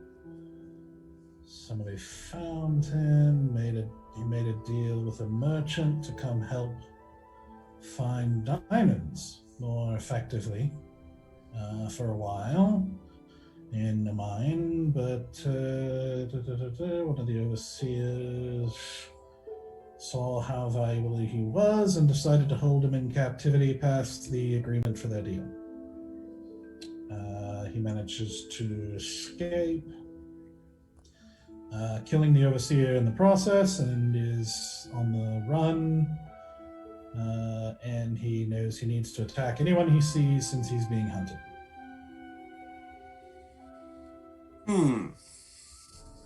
That's it. Does this sound like something Belladonna would do, or is this someone else we haven't met yet? Any ideas, guys? I mean, this just sounds like all the other shady people who want power and money and do whatever they can to maintain that hold. Yeah. I mean, I kind of feel bad for killing him. Like, that is a pretty shitty way to live one's life. However, you know, he did drop a horse 30 feet, so. Indeed. Why are they after diamonds? Diamonds are very powerful tools to, you know, resurrect. They are, and that's... All you people like shiny rocks, just like you like shiny metal. You're like children. Well, yes, shiny math rocks go click-clack. I don't know what to tell you. But those shiny rocks specifically can be used to help bring people back. And so if somebody's after diamonds specifically, it makes me wonder their intent. Well, they must be bringing something back very powerful if they need a lot of diamonds.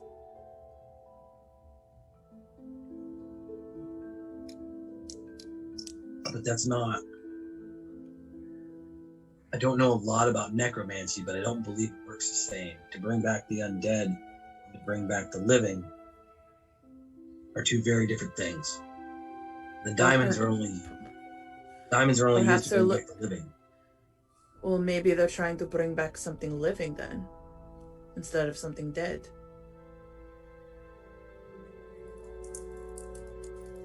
Right, well, listen, you guys can have your boring conversation on the road, right?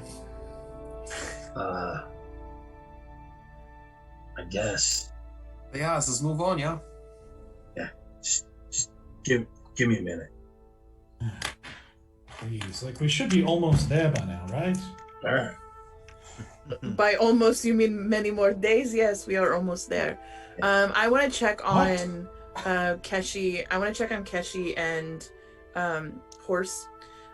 That's the other horse. It's Horse. I want to check on the two of them and make sure that they're okay. Make sure that Horse is still like rigged up safely, that like didn't get anything jostled or untethered. And then I'm gonna like slip an apple or two into there. I'm also gonna slip an apple into Don't you do it! Stoic, what are you doing? I want to check the gargoyles. I know they shattered. Are they? Or Make an investigation check. oh, okay.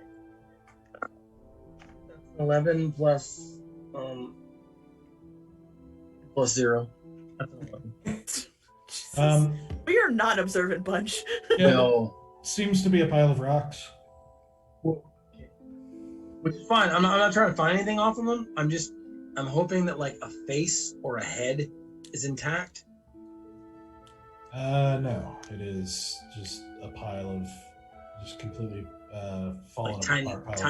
tiny pieces, no like remnants of a stone face.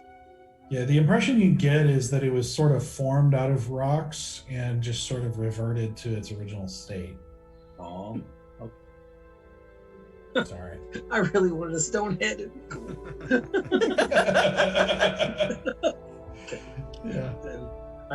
I kick rocks. I get back on Carl. Oh, kick rocks. Okay. I want to check the box. Just gonna lift it up, just make sure that Vander's body is still secure. Okay. It is. Hasn't moved. Which reminds me, I don't remember if I already cast Gentle Repose. You did. Okay, I intended to. I just wasn't sure if I'd cast. Okay. Yeah, we did it that- right after. Yeah, because we did it right after we killed him. You put that spell on him, so Okay, now he's that- basically for the next 7 days he's Yeah. in a Yeah, he stasis. can't come back undead for a week. Okay, I just want to make sure that was in place. Okay. While everybody's doing this thing, doing all of this, I'm just going to do like a wide perimeter sweep, just looking to see if there's anybody, watching over us or around the area. See if I see anything. A bit of paranoia has taken place. Okay. A bit. Make a perception check. That's an 11. It seems like relatively peaceful wilderness now. My passive perception is a 17. I'm just putting that out into the universe. Everyone got cool fight stuff, but I'm just really passively perceptive now. No one can sneak up on you. That's Well, apparently, yes. There's still plenty of people who can sneak up on me. Including 3 giant stone gargoyles. Yeah. Okay. Well, 2 giant stone gargoyles. Gargoyles? Gargoyles. Gargoyles. they're patterned Yeah. down their chest. They're that you know? pattern, the gargoyle sweaters. Gargoyles. Oh my god, can we make argyle sweaters with gargoyles? Yes, we can. Argyle gargoyles. Cyn, that's a t-shirt. Or fan art, Yeah, Yeah. either way. an art. Bear. Bear, make a wisdom saving throw. Here we go. Oh shit! Oh, Say wisdom. what's happening? I want to understand what's happening. Not gonna find out today. It's a 21. Did he get a cursed item? He always succeeds. I don't know. I feel like something's going on. We don't So know I what got- it is. I have no idea this is happening, so Bear wouldn't even know to check anything. Just No. nothing. Yeah. No, this is just you. Alright. Okay, so you guys heading back on the road? Valen, we good? You see anything? No, seems pretty clear. Alright. I guess same marching order. Okay. I want to ride next to Valen if I can. Okay. So you guys mount back up and start heading out. Stoker, you wanted to do something? I just wanted to talk with him a bit and just be like, your punches seem to have grown a little bit in strength recently. I think I've tapped into a way to channel my ki into reinforcing my attacks, reinforcing some of my weapons, and anytime I land punches or kicks, it's taken a lot of work, and it's not something that at least I've never met, or I've not met many monks that could do it, but it's taken a while to get here. A lot of practice, a lot of meditation.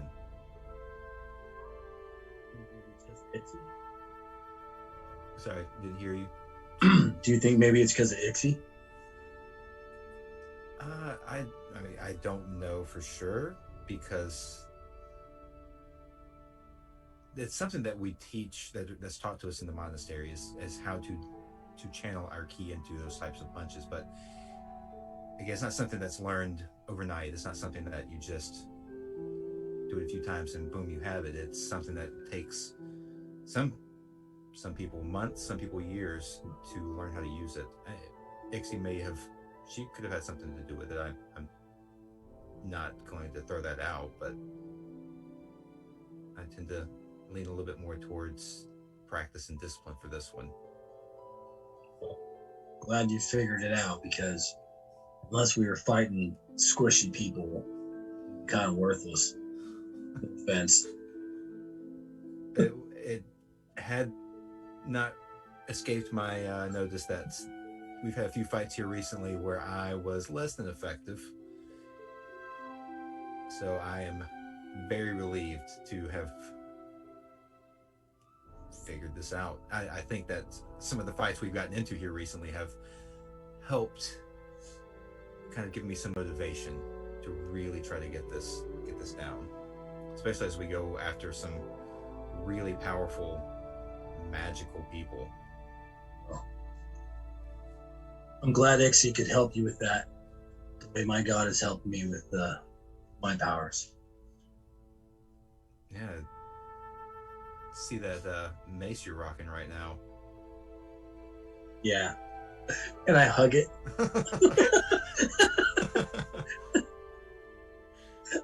I really like it. To be honest with you, I really kind of like to find some armor too. Even if I have to buy the same armor. I mean, if you haven't noticed, this wasn't made for me. It doesn't really fit. I've never had armor before. This was someone else, but I'm hoping that I could get some that's actually meant for me. And I feel like this mace is meant for me. After watching you use that in the fight, I absolutely agree with that. I think you're at the beginning of a beautiful friendship. With what were you calling it again?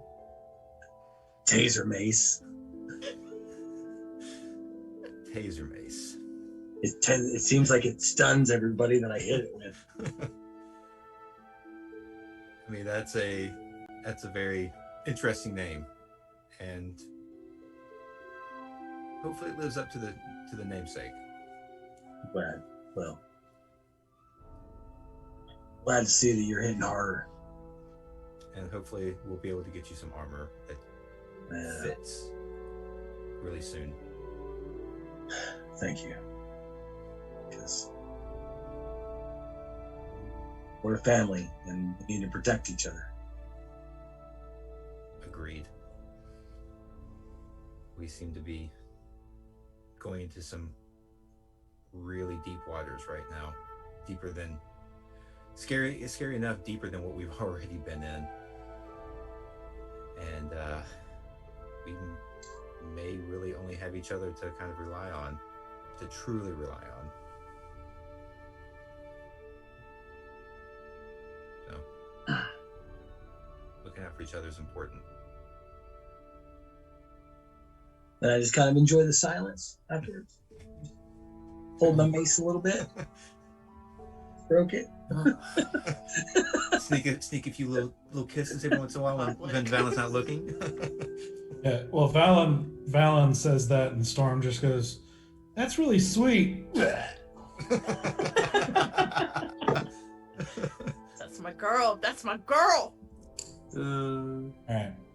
So, for the sake of time, we're going to basically fast travel back to Eldowyn. So, what's going to happen is for the next 4 days, as you continue traveling and setting up camp, pretty much every night you guys get attacked by some undead creature or creatures. More of those shadow creatures that you got attacked by before, zombies, etc. Just like a relentless assault. And you're able to fend them off without any serious, lasting issues. But it's getting, serious in terms of them just relentlessly attacking you. But after 4 days of this kind of grueling journey, you finally see the city of Eldowyn in sight, and you make your way into. There's an area, on the road, like in the roads, like and around the outside of the city walls. As you've seen many times before, there's a whole lot of shacks and shanties and buildings outside of the city walls that are typically for poor people and non-citizens and just people that couldn't arrange to get stuff inside the walls. And as you sort of come up to the edge of, starting to reach the first building in this the first little shack there. You see a guy kind of leaning up, sitting on a little stool up against one of the buildings, who has like a bottle of something. Look up at you and stand up and walk into the middle of the road and up to you, and you kind of like, you actually have to like stop moving as he gets in front of you here, and he kind of looks you guys over and says, "She wants to see you." And he turns and walks into the buildings. And that's where we're going to take a break. Okay. All right. Okay. So we'll take a quick break for about 10 minutes or so, and then come back and finish up to see what happens here. Oh, man. Okay. All right. All right, we'll be right back. Yep. See you guys. All right, welcome back. I hope you had a good break. We're going to jump back into it. So this sort of like shabby, poorly dressed guy with some a thin beard, like very close cut beard. Not really a beard so much as just hasn't shaved in a while. Look, and just still kind of holding a bottle of some unknown, presumably alcoholic substance, informs you that she wants to see you, and turns and starts walking into the shanties and building. I'm gonna call after. Excuse me, sir. Could you be more specific? We have a couple of people that could talk to us. He stops and kind of turns and gives you a look. Then he looks around as like people are like passing by on the road and like in these shanties. He's like, "No." I hate her. I hate her so much. I hate her. I hate her. I hate her. Well, that's very nice, but you coming? Well, look at the guys. All right. I'm already driving the cart that way.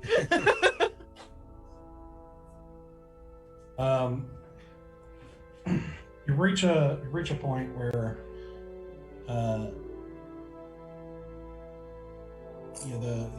he finds another guy and he talks to him briefly and turns and he says, this is like a younger guy, maybe 20. He says, "Just want to look after your horses." I don't want to leave the cart unattended. Beyond, I'm sure he's a fine gentleman. I'm sure he is very strong and tough and capable, but I really don't want to leave this box. I'll take the box with you if you want. But he turns and looks like it's kind of a pointed look at a narrow, little more than a hallway between these things. He's like, wagon's not gonna fit though. You're welcome to hold that box if you want, but that's where we're going. Stoic or bear, what are your thoughts? I mean, I don't really want to carry this with me. I'm not leaving it. What? Well, do you want to take it out of the box and carry it? That may not It looks like that's going to be the way to do this. Does it look like the box won't fit, or it looks like the box won't? No, the box will fit. The wagon won't. Yeah. Okay, so then, will you give me a hand? Just hold on. Before I do this is explore all the options. The guy sighs loudly. I mean, I guess it would be a bad idea if I were to stay here and guard the box. Do you think I need to meet with her? I kind of... I would like you to be with us. Wait, what did you say, Stoic? Don't make me say it twice. I would like you to be with us. Okay. I'll help you with the This box. turned into a legitimate triangle. I like this. Before it was just more of a everyone's moving in a one direction, but now it's reciprocating. We're getting close to like trapezoid and Yep. I'm pretty sure that Bear and I, between the two of us, can pick up the front and back of this box and just carry it. Yeah, That would you hope can. Yes. Okay, so you guys like haul the box out, and it's really not that heavy. I mean, it's a body of an elf. I mean, it's not that heavy. It's just it's probably even a little bit easier because it's in a box. You've got ledges to kind of hold on to. But so you guys each I'm gonna unhook Okay. Keshi from that other horse before I leave, and I'm just gonna like pet her and quietly say like, if shit gets hairy, Keshi, you run. You run as fast as your little legs can carry you. Oh, and I'll turn back towards, hey, I didn't catch your name. No, you didn't. Let's go. No. Get someone to lead this horse and our horses and wagons back to the Greenwood Manor. Or we'll do it ourselves, and you'll be late. You're gonna stay right here. You're gonna come with me, or you're not. I'm just supposed to watch out for you and lead you there. Insight check. Sure. Not me. No, you said it. You gotta roll it. Yeah, you Come gotta- on. Do we still have Cithras and Storm with us? Mm-hmm. oh god. I can't really imagine what this interaction is going to be I like. I know. It's gonna It's get just going weird. to be real like fast. 30 minutes of I Doug rolled- talking to himself, and it's going to be utter chaos. I rolled 17 for my insight check. Hey. Okay. He seems like he's not playing around. Like he doesn't really have any personal stock, but he's also not going to play games or anything. He's just like, Okay. here's what I've been told to do, and it's your choice whether you follow me or not. But you know, you got to, this Okay. this is your Yeah. chance, take it or leave it, kind of thing. I'm Do we immediately trust following them? him. Do we Yeah, I'll follow. trust Cithras and Storm to take our horses back to Greenwood Manor? Absolutely I not. mean, They've no. never been. Well, Storm's been there, but Yeah, Cithras has never been. We also don't know how safe the manor is right now. Yeah, but on the same token, do we trust them to stay in one place? As Or are much they as- going with us? They're coming with us. They are coming with us. Let us. We're all going together. Let's go. We'll come back and get him. Yeah. Look, I don't like this meat any more than you do, but as might be as helpful. shady as Hadressa Oh, by all is. means, just pretend like I'm not here. Just go ahead and make decisions for my entire life, right, don't you? Friend, without enough of your mouth, we're gonna Yeah. listen to you. Oh, you definitely That was haven't. Cithras. That was Cithras. That's Cithras. That was Cithras. Oh. I wouldn't And he's just like, no, you definitely haven't. Stoic has like one tear and just touches Carl's face. Anything happens. The shabby Run guy home. just like rolls his eyes like, by the gods, they're gonna be fine. Just come on. Anything happens. That's- You run home, Carl. You run home. He turns and starts walking. Yeah. I'm walking right. I'm Yeah, walking right with them. I'm following. He leads you guys through this sort of winding path through these alleys, and like it's a very confusing layout because this is obviously an area that is not planned or regulated as much by the city, and so it's if you get a length of alley that's straight, it's kind of lucky.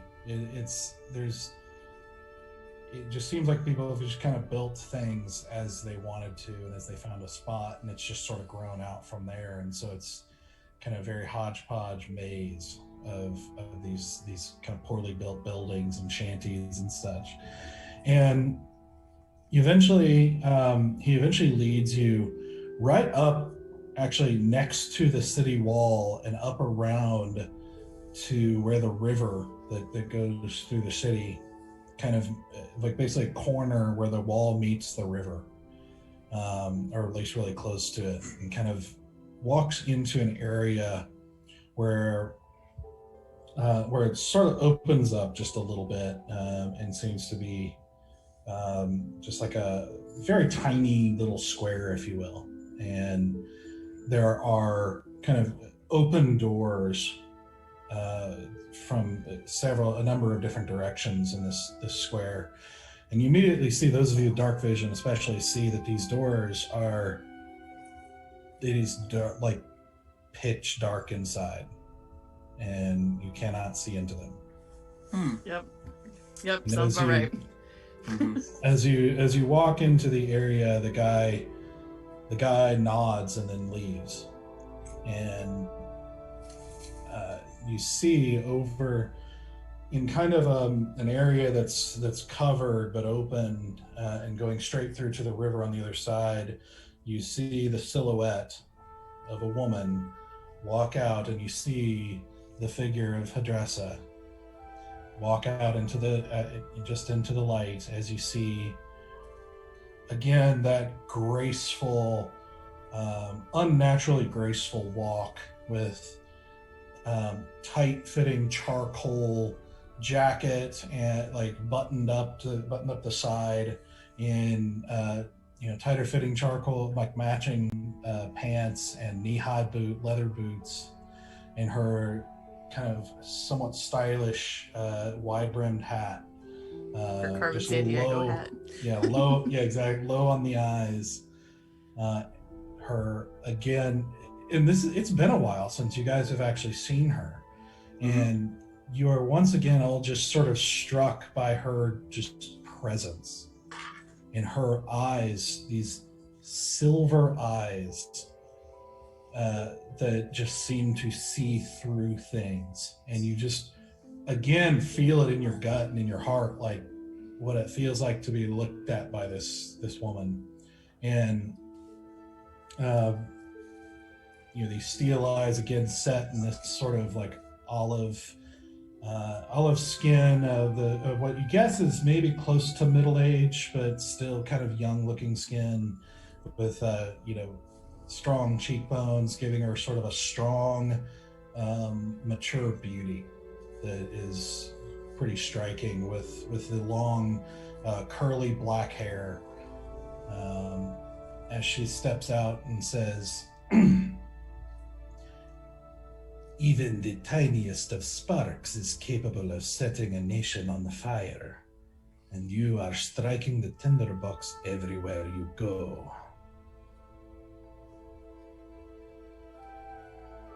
Well, at least I'm resistant to fire for a bit.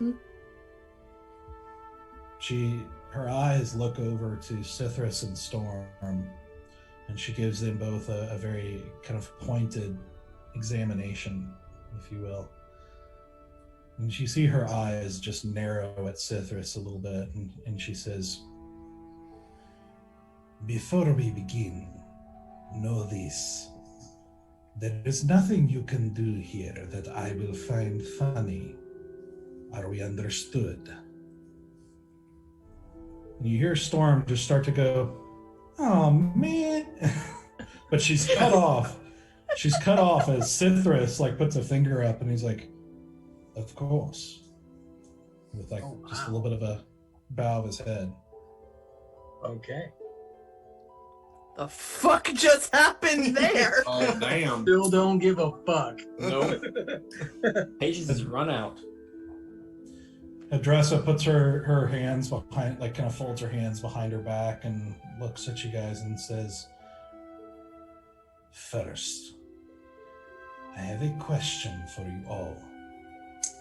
And before I ask, I will say, there are many things in this life that can kill you, but I can undo you. Consider this before you answer, so that you may know what is on the line for your honesty with me. Have any of you told anyone about Trill?" No. No. Have we? Trillis? I don't Not think that I we said know anything of. about him. Trill's the sort of rogue character that's been watching after Selena. Yeah. Being Selena, yeah. No. No. Mm-mm. No. She gives you guys the most like intense, scrutinizing look that you've ever seen from her. Like you feel the tensity of this, the tenseness of this moment, like thick in the air.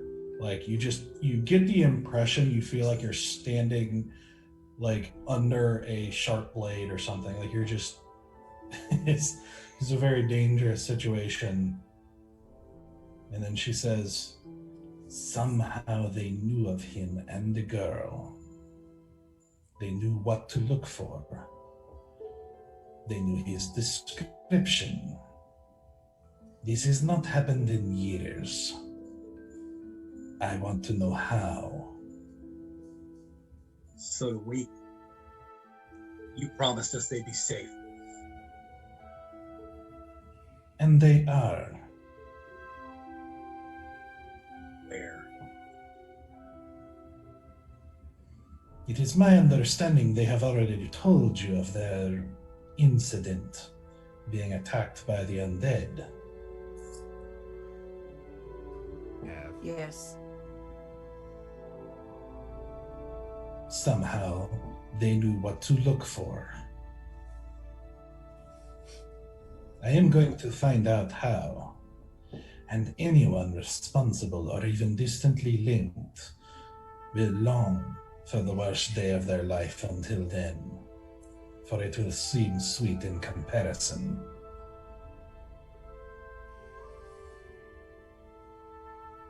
But for now, I believe you. I mutter under my breath, I thought you knew everything. Gonna be right on this one.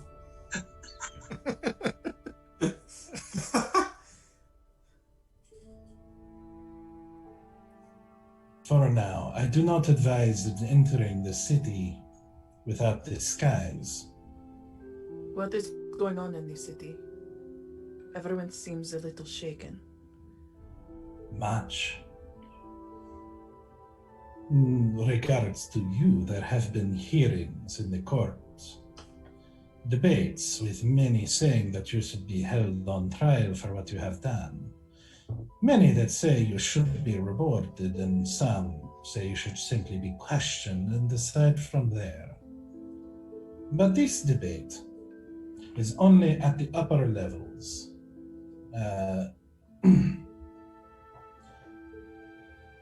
It would seem that the people are firmly on your side in general.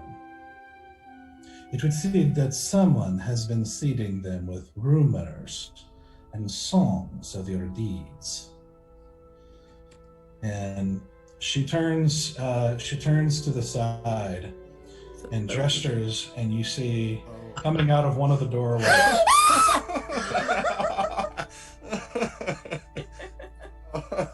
Where is she? We need picture. Hey! Miss me, guys? Oh, Yes. There we are. Oh. You're back! Well played. Surprise. Uh-huh. That's hi, awesome. friend. As you see the familiar half-elf Uh-huh. form of Lopi come out of the darkness.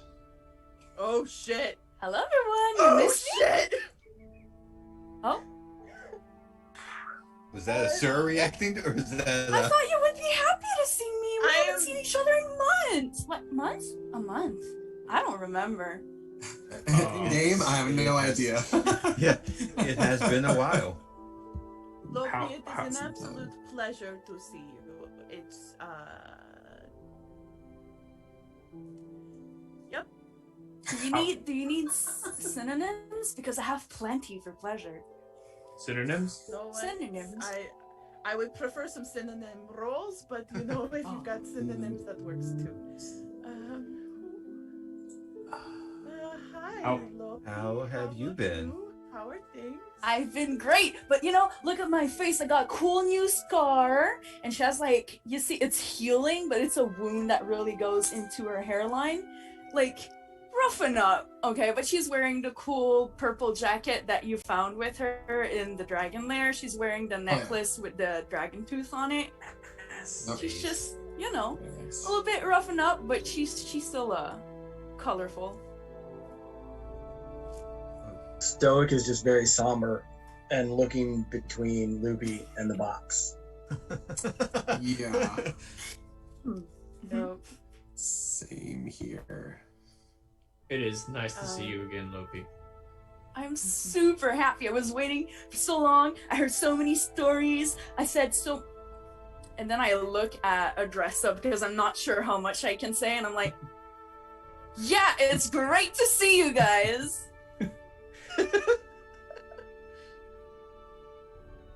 Wow. Okay. Yeah, it's So- it's been a while. Yeah. Yeah. Things have Ooh, happened. did you guys get muscles and you have new equipment? Oh yeah. What? Have you seen my trident? Time, It's a try. Shiny. there will be time for you to catch up on such things later. As for the city, the city is a powder keg. The citizens have grown restless with the king's inaction and all of the events that has been happening in the country. Gethren has finally found something he fears more than necromancy: his own people. He has finally called up the army, and so they have been arriving for 2 days, and they have been pouring into the city. But he has not called up the army to march on the necromancer, but to maintain order and protect Eldowyn. What? Well, What the happened? threat is getting closer. It's getting a lot closer. We've been fighting all manner of undead for the last 4 days of our journey. Yes, you seem to have made yourself quite the enemy of this Belladonna. She has amassed an army of undead and has been striking villages across the countryside. When did it change? When did the civilians turn on the king? It has not happened in open rebellion as of yet, but those stands upon a knife's edge. But such an emotion has been growing for some time. Is it worth trying to keep the peace at this point? I suppose it depends on who you are and what you want. I do, however, find it curious that you should take a mission for Duke Einho to Lessa, only to return the day the day of his assassination. Duke Einho got assassinated? He was found dead this morning as he traveled. His entire From where? regiment slaughtered. We never saw the Duke when we were in town. We were told he was out of town. Yes, he was in the west, returning to Eldowyn when he was slaughtered. Was anyone arrested? Do they have any leads on who did it? Is this more of the same or something different?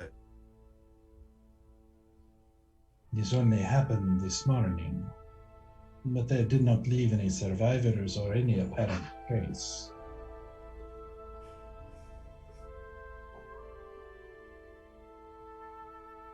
Curious timing. Very. It was not an accident, I don't think. I think this was timed and calculated.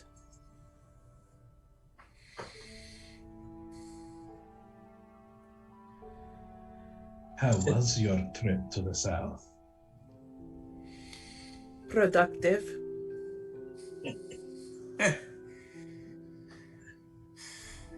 I just look at Sora.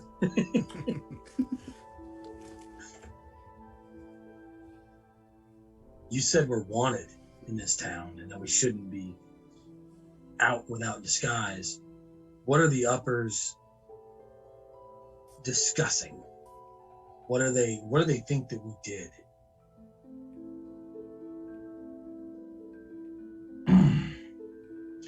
As I have said before, you are the debate rages around your unilateral actions against Ranmon.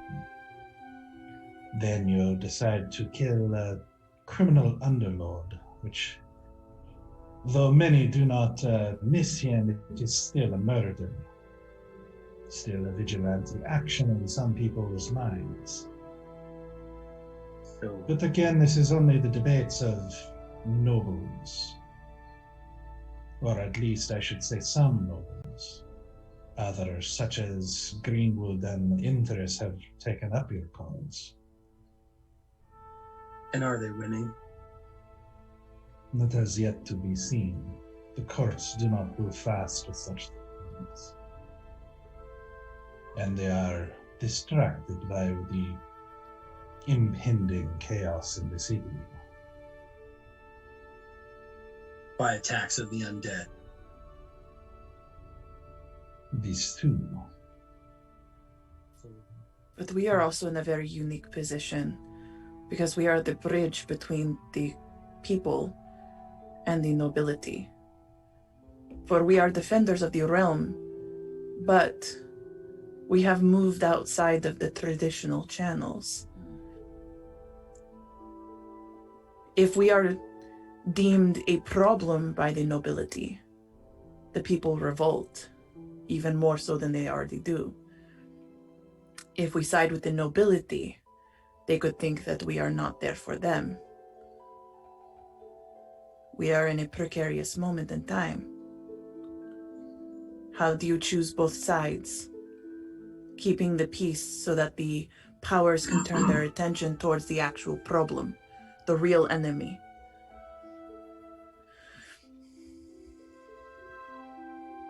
If you go inside, the people will certainly be on your side, which gives you great influence. Yet, if people inside see you as you are, they will most certainly take you and insist, and there will be crowds that gather as they insist on your leadership and action.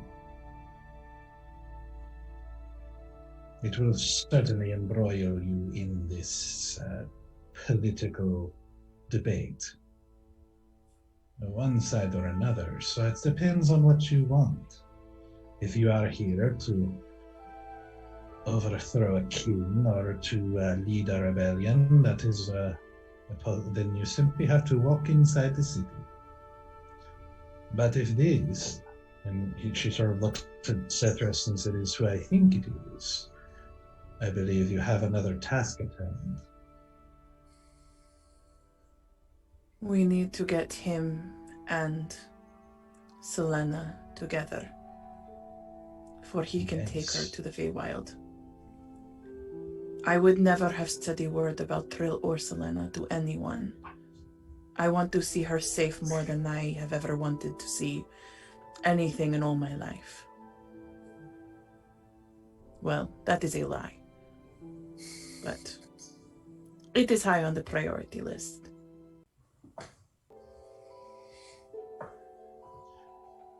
Selena can be here in 3 hours. She will be delivered to you as promised. Is there a way that we can stay out of sight for a while until she arrives? You can stay here, or if you need to go into the city, I simply recommend good disguises. We do need to go into the city at some point. But why? Well, we need to talk to Lady Empress. I want my money. Okay. We need money. I don't know if need's the right word. Want. I need money. Needs to find Octo. Needs to find Octo. And we need Yeah. to see Octo because we have. And then I suddenly like shook my mouth. All I'm saying is, it seems we have 2 missions here. Stop the threat and get Selena safe. Neither of these can be accomplished by getting in the city, especially stopping the threat. The threat's outside the city. We need help. We need help, and we need this city to stop trying to isolate itself from what is happening. You seem to have many That is- connections. How high do your connections go?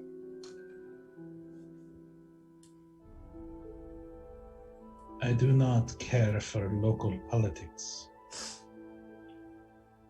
Regardless, can you get us a meeting with the king? We can get our own meeting with the king. We don't need Hadressa. Not without exposing ourselves. If it's to be done in secret, I don't think we could do it without her help.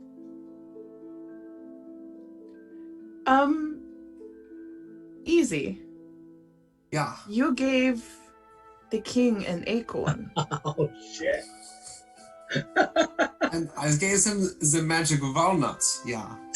The magic walnut, yes. Yeah. You gave him Storm's magic walnut. Yeah. Storm goes, "You what?" Storm, he is an absolute idiot. We all know this. We have long. This time it worked out. This time it worked out. But you did. But Just- Storm, you did say that walnut would help you find us if necessary. Yes. But yeah, if I'm within a certain distance, I know where it is. Which means that if it is still on the king's person, you can locate the king. Well, yeah, I guess if I'm close enough, yeah. How close? That's not what I was for, though. I know, but we still found each other. Hey, we still found each other. We're still okay. Just putting that out into the universe. That is a thought that is now outside in space and She time. That's In pretty the awesome. air, she pointedly turns her back on Easy and crosses her arms. Mhm. Storm. Oh, well, when you have, 4 or 5 glasses of wine, you do silly things sometimes. Maybe do pixies drink alcohol? I don't think they do. So small She and doesn't. She doesn't adorable. answer. I want to turn to Lopi and just be like, thank you, by the way, for singing our songs. You're welcome. That's what I do best. You do. You are also very good at dropping rocks on top of dragons. That is also very good too. There's a classic helps song out. that says "shot in the dark." Yes, something like that. And I Mhm. just took the advice. Mhm. Also, you made new friend. They're really cute. Like, Yes, Storm, meet Lopi. Lopi, Storm. hi, Hi, whoever you are. whoever you are. I'm sure we're gonna get along great. Mm-hmm. Definitely. Yes, you are. Honestly, yes, I think they would make great friends, actually. Yeah. Two balls of chaos in a room together. Mm-hmm. Yep. And Citrus. Look- Oh, yeah, and Yes. Citrus, too. Yeah. He is also here. Lopi, And then Citrus. It's awkward we don't introduce Citrus. He can introduce himself. He's an adult. Yeah. I guess, maybe. I don't know. I don't know how age works with them. Yeah. Lopi, I do have a question for you. Yes. Where are you on your journey with Belladonna? Well, I haven't found her yet. Obviously. And her Yes. brother. I meant Neither more of the two. emotionally. I haven't seen them. I mean, I've been busy here making cash money. But yeah. Been singing, hanging out, and like making you guys seem as cool as you actually are, people and such. And I like side glance at Hadressa all couple sentences just to know if I'm still walking on the right line. She doesn't react. Yep, unsettling as ever. Is Lopi? Is she acting stranger than normal? I'm trying to like decide. Should I give her an insight check, or is this just Lopi being her Lopi self? But that's up to you. Ah, really, she's being normal. This is the normal amount. I mean, Lopi, you seem a bit more confident than you used to be. I mean, look at this. And look at these. Okay, this didn't really change, but I like I'll your do it. scar. It is a very good scar. It is nice. thank you. It's still It healing. is well placed. Yeah, it's Yeah. well placed. Yeah, like I tried to dodge and it wasn't quite low enough. But pretty cool, right? I'll do it. My passive insight's 16. Does she seem different? Well, I mean, like Asura said, she seems a little bit more confident, almost competent, maybe. No, I wasn't confident before. Do I see her? Damn. Do I see her looking to, not Hadressa, but damn, the name eludes me. Do I see her looking to what's her nut for Hadressa. everything? Hadressa. Yeah, Hadressa. Do I see her looking to Hadressa for permission, basically every time she speaks? You see her giving her glances occasionally here and there. Okay. Yes, I see that we are now all falling under the same cone of silence. Oh no, I don't like that. Okay. Asura, Yes. do you think we should explain the box now? I'm gonna look at Lopi.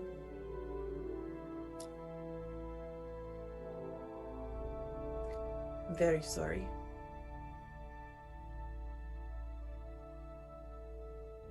What do you mean, sorry? Stoke, you want to help me with the box? And I open it. Is it wrapped or anything, or is it just Oh no. okay? What's the It's a what's crate. the state? It's a- What's the state of the body? I thought we wrapped him.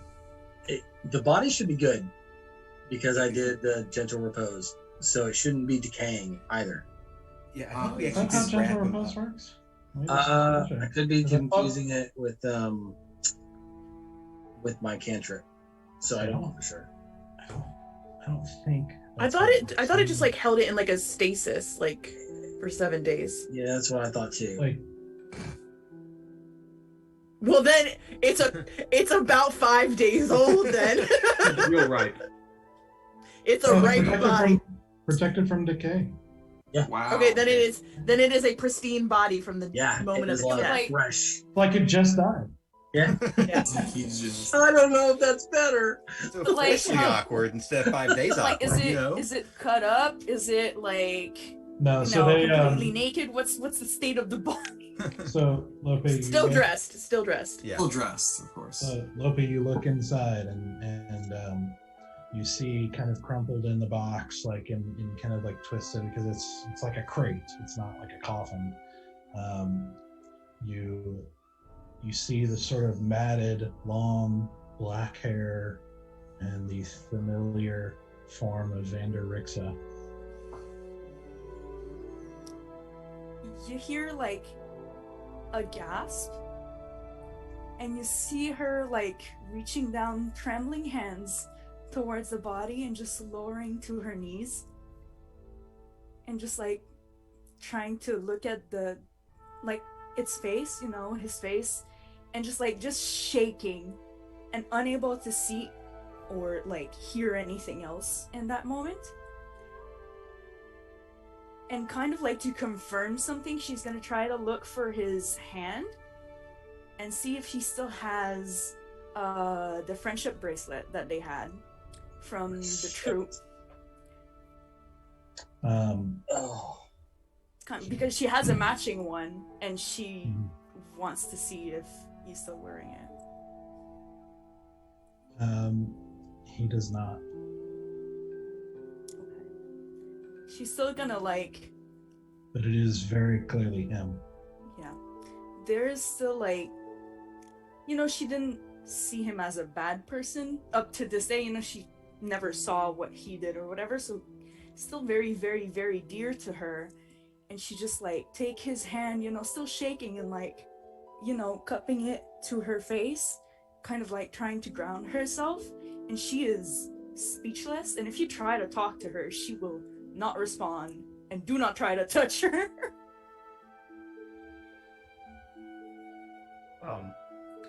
We can tell you what happened if you want to hear it. Just know that we're sorry it came to this. You're sorry? Sorry. Still.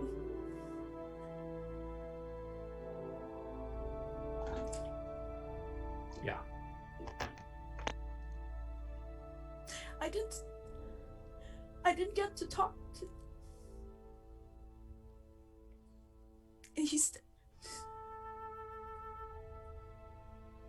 Loki, part of the reason we are back in town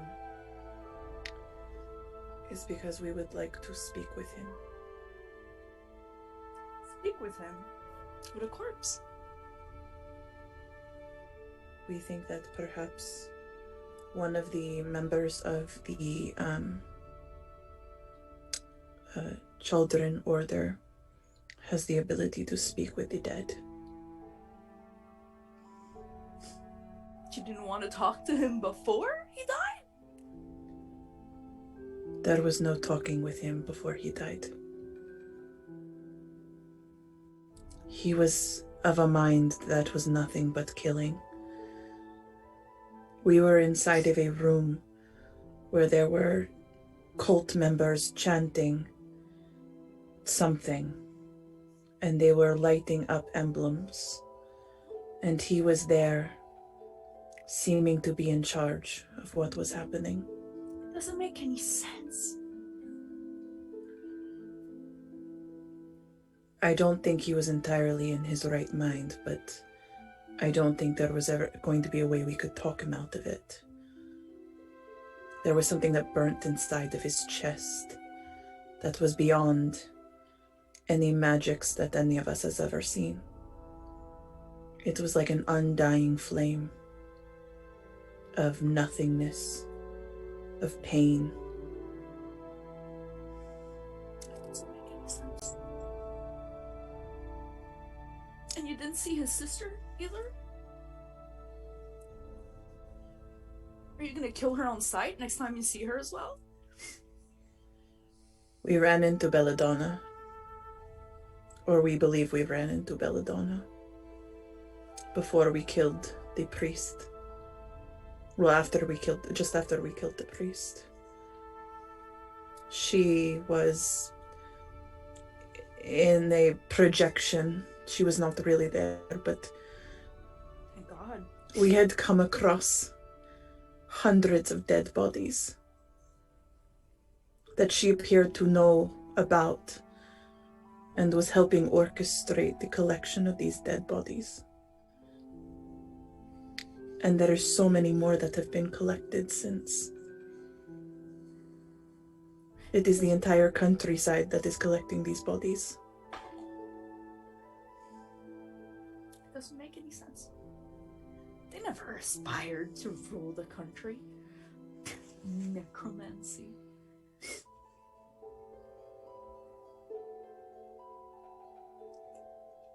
I can't explain this. I can't justify it either. We had to make a decision in the moment. And this was the outcome of the decision. And I am very sorry. But that will not That will never be enough. Sorry, don't mean anything. It doesn't. No.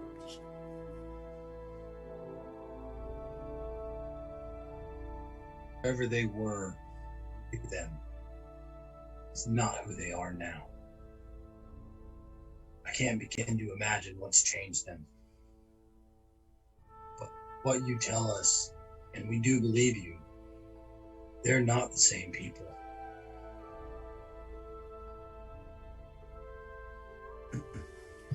Well, I cannot confirm that.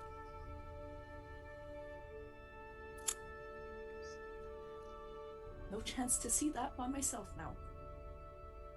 And I have to trust his murderers for their words. And I'm gonna, like, just start braiding one of his, like, you know, hair, like a little, like, strip of hair, or I don't know what's the word in Hair. English, but, you know, yeah, and cut the braid and just keep it to myself. As you do, you see where his shirt has been pulled open, as you kind of get his head into a place where you can do that, and you see the kind of charred mark on his chest that wasn't there before. Can I try to examine it a little bit Yeah. and try to ingrain that picture, that, like, whatever symbol it kind of, like, replicates? Yeah, it's what it basically looks, as you pull the shirt over, like, fully apart, there you see what looks like charred skin, like just blackened charred skin, roughly in the shape of a butterfly.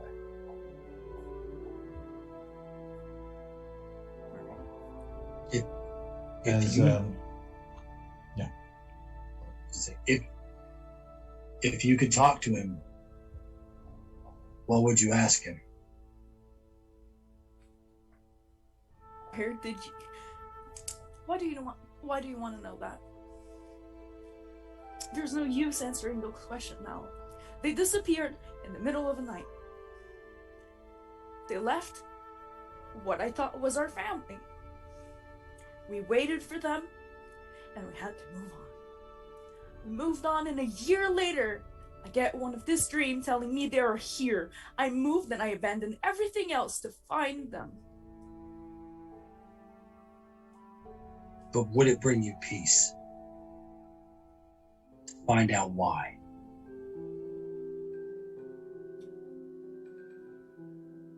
I mean, that's why I'm here.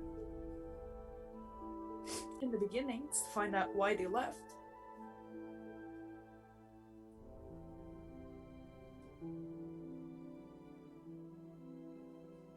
I don't know what it'll cost me,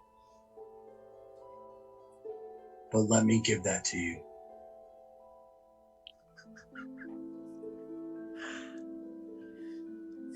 I mean, I'm picking up what he's putting down. So I'm going to say, Bear, get him out of the box. And I'm just going to hold on to Stoic's hand. Is that helpful for you, Stoic? I'm like tearing up. I don't know.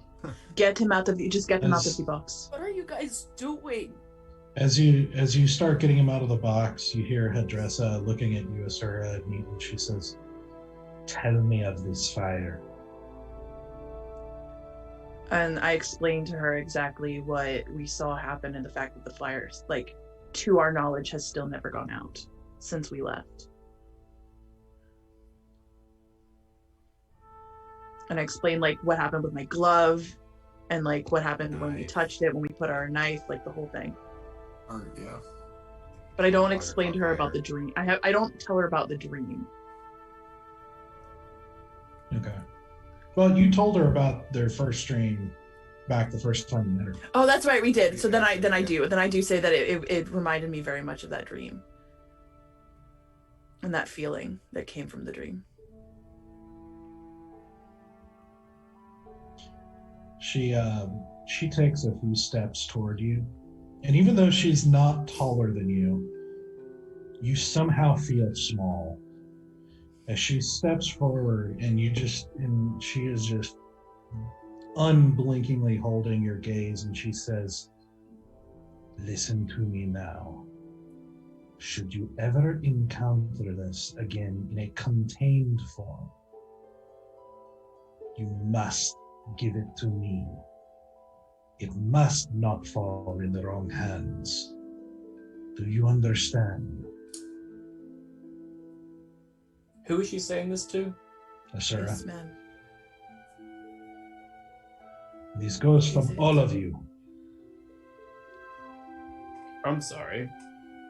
Why do you want this fire in a contained form? What are you gonna do with it? Nothing, but keep it out of the wrong hands. It is potentially one of the most dangerous substances there is. I agree. We need to find What a is safe it? place to keep it out of the way. What is it called? What is it? What is this thing? I do not know exactly what it is. We simply call it dark fire.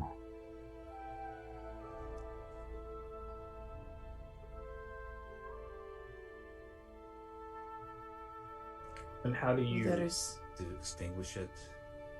Yeah, what do you do with it? Keep it contained and keep it hidden. And how do you do How- that? You don't tell us do where, you but like, do you put it in the ground? Do you put it in a box? Do you put it in water? How do you contain it? We could not. We tried to contain it, and it just set things on fire.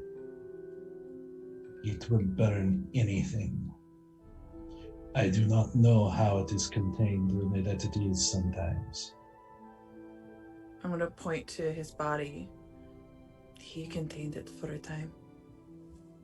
Inside of him. She looks over at Vander's body sharply. Does it still? I don't know. I don't think it does anymore. That fire's been passed on. Well, it is spread. I don't know about being passed on. Spread where? Into the city of Lhasa. It is currently underneath the ground, burning in little puddles. And there is a dagger or a dart that is still on fire. That was in the possession of the steel snakes.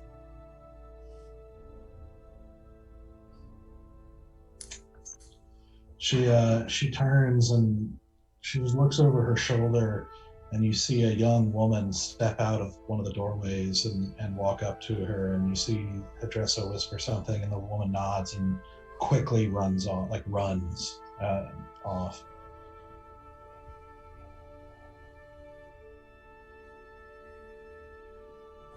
Just to be clear, I still don't know if we can trust you.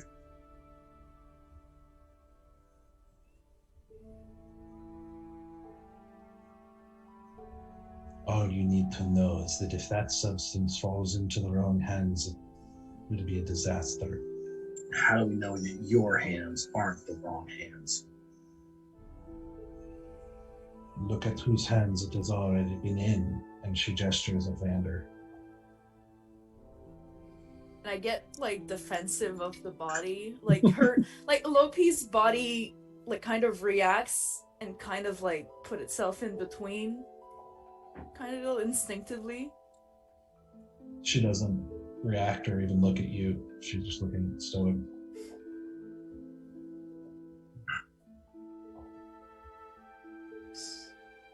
I just shake her off and put my focus back on Lopi. Easy. I know you were able to change your shape, your form. Are you able to do that to others? No. Unfortunately, I cannot. I can only do it to myself. Do you need me to go and find Octo?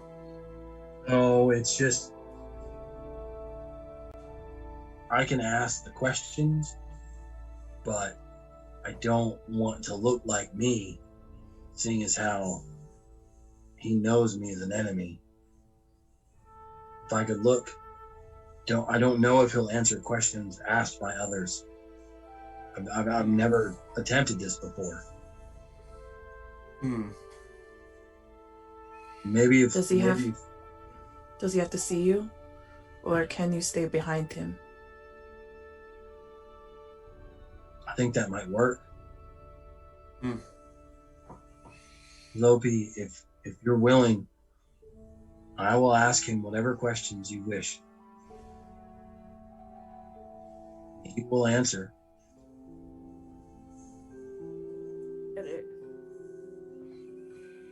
You're gonna talk to his spirit? We're playing the board with the letters? Is that what we're gonna do? Something of the sort. He's too far gone. I can't bring him back. But with the help of children, we can reach across the veil and ask him.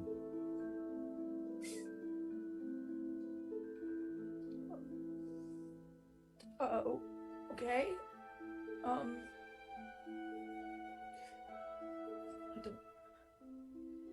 think I just really want to know why they left. Okay. And why they acted the way you guys say they acted. That's...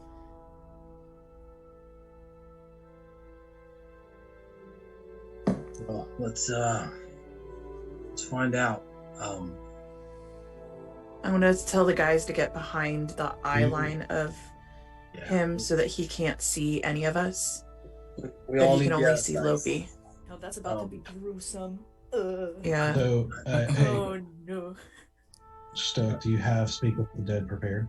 I do, because I have it.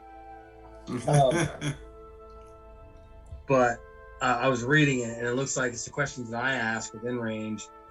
If they dub me as hostile, then they may not answer.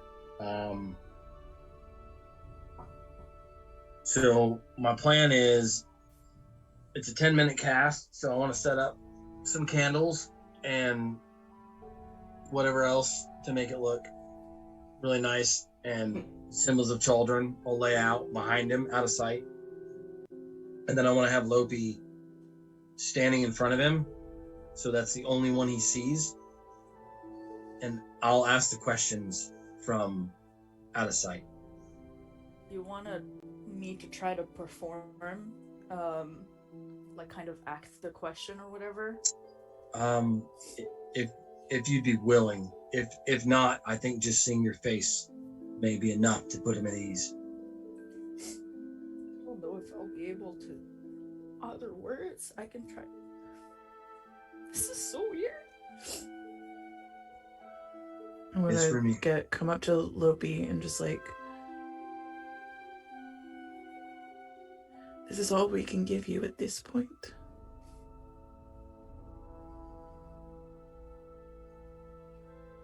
Okay. And I want to look at Hadressa and see if I can get a read on her to what we're doing.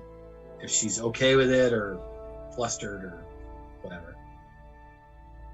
She is as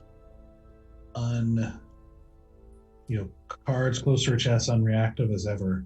But as you turn to look at her, she says, "How many questions can you ask?" I can ask 5, but I'll use all of them for Lopi if she needs them. So whatever other information you need from him, you're going to have to get on your own.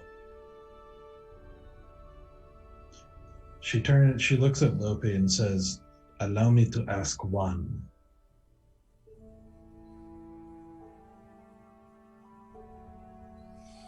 Ask.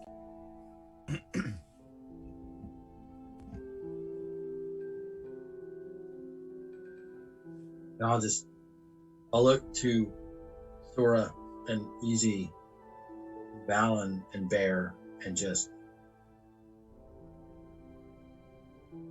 with a sad heart, I will begin to cast.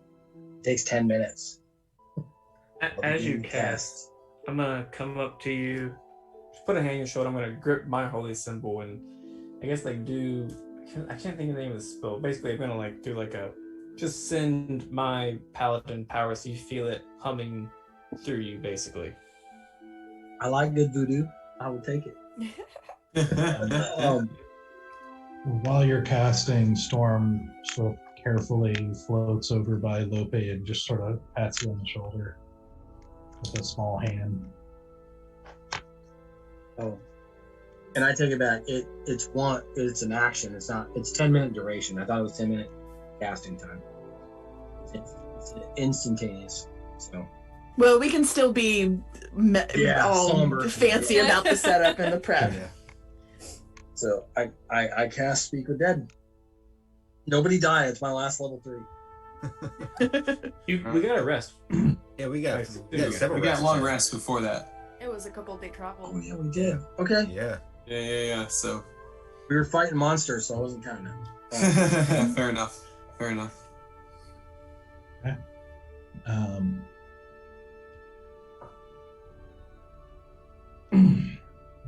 As you grip your holy symbol and whisper this new prayer, reaching out into this area of divine magic that you've never touched before, you reach in and it feels just a little bit strange. It's not bad. It doesn't feel the same as the items that you had encountered before and used. It doesn't have that same sort of cold, almost deteriorative energy. This is still like Chaldron's like divine energy, but it just has like a little bit of a strange feel to it. As you weave the magic and then you put a hand on Vander's body, you see Vander's body sort of like stiffens up a little bit, and you see his eyes open, just sort of looking kind of ahead at nothing, and you see his chest fill with a rattling breath, like breath in and then hold it.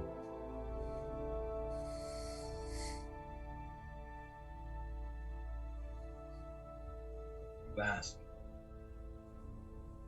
Sorry, I didn't pick up the beginning of your sentence. What do you ask? She's a little unsettled because it is uncharacteristic of his personality and everything. The way it's just like, wait, DM, what was the city we were in when they left? Was it What the name of what city? when we were traveling as the Bardic group? Is it Coron? Yeah, no, that's the. Well, Lyrandil was the country you were in, if that's what you mean. Okay. Yeah, okay, so I'm gonna just mention that'll be like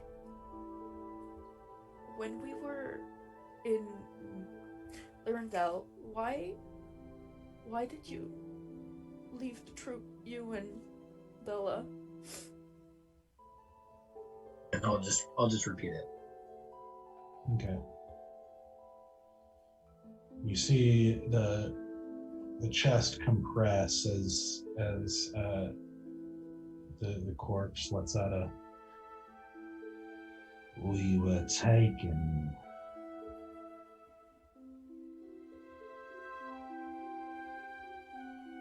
Then you hear another rasping, rattling as his chest fills with air again.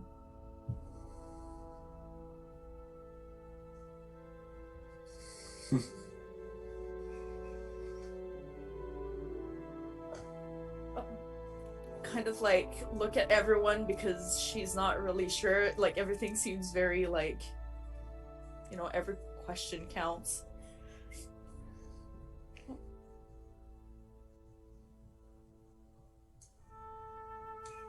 By who or what were you taken?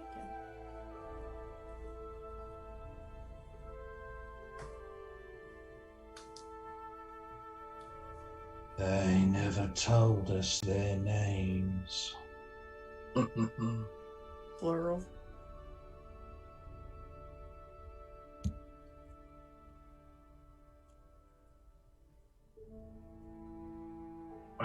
I will look at Loopy with questioning eyes to see if she's okay with me asking a question.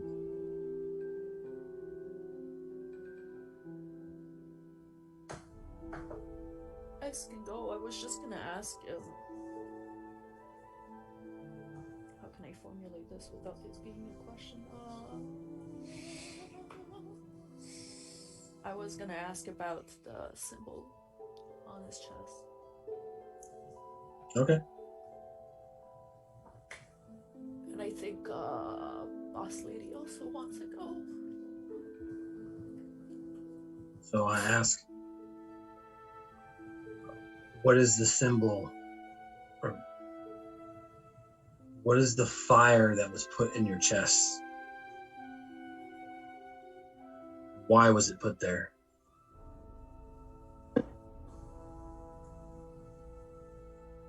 Nightmare incarnate. 'Twas put there to give us special power. Don't know what it was.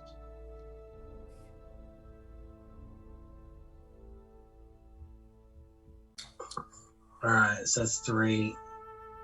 And Lope, by the way, this is, imagine a mixed feeling thing because you're hearing his voice now for the first time, but it's also not his voice. Like, it's very much his voice, but it is obviously not alive. It's missing its sass. It's missing his personality. His life. Yeah. And like she's like, you know, when you're, what's the word? When you can't say words, like she's you know, it's just like speechless. Kind of, yeah, shocked. Speechless. Yeah. And just like kind of like, you know, affectionate, like cupping his cheek, even though like he's dead, but it's just kind of that last connection kind of deal. And she doesn't have any more questions, so she kind of let other people ask. Okay. With that, I'll then ask my own question, and I will ask,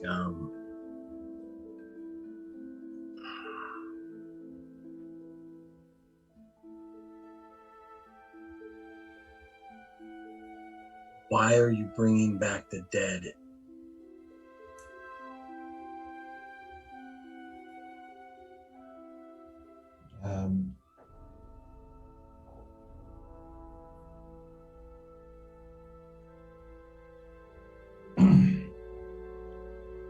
Sorry, I'm trying to think of how to answer this.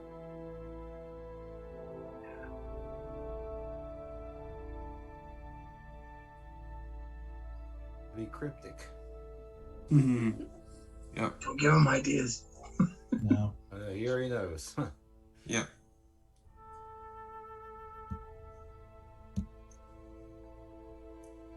Every answer Same. so far has been cryptic.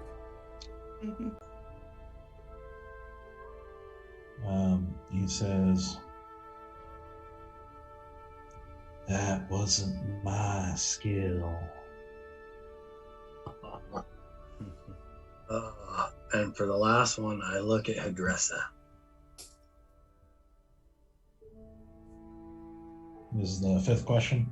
It is the fifth question, so I look to Hadressa.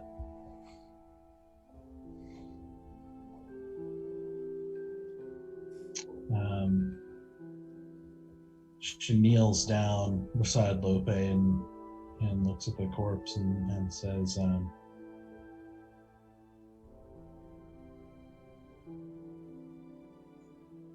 actually, let me roll something. Boy.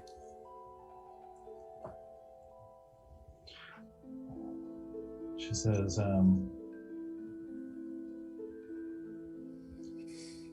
does your sister have this power as well? And I repeat it to the corpse. And he says, she has more. Much more. As you see her, the the more sort of trails off into a rattle as the lungs just completely empty their air and breath, and his head droops down again. And on that, Lopi starts, sobbing. I'm gonna try to not say this with an earshot of Lopi, but I'm just gonna stand near Valen and just kind of go but no one asked where she was. I'm kind of kneel down by Stoic. You all right? No, I'm not.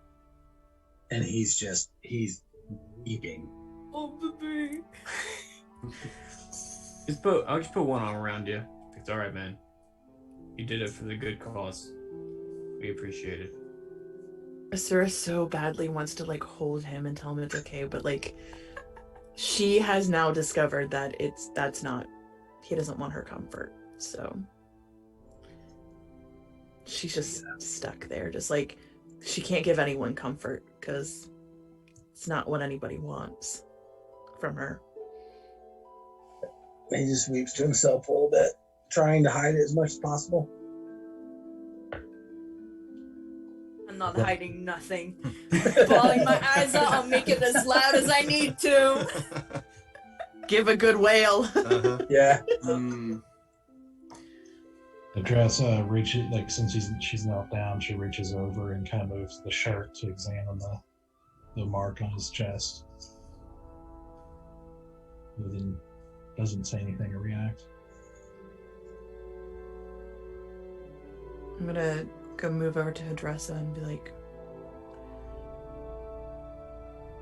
we have been in the dark this whole time. We have been moved from place to place, from quest to quest, collecting and killing whatever it is that needs collecting or killing, and we don't know anything.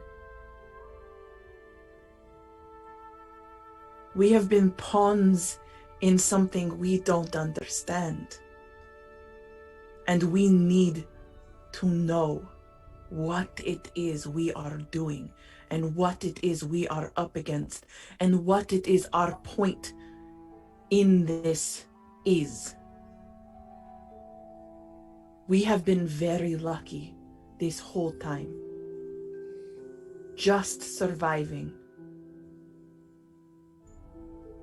We can't keep this up. We are going to run out of luck soon. And when it happens, we die. And for what would that death cause? We seem to be the only ones fighting.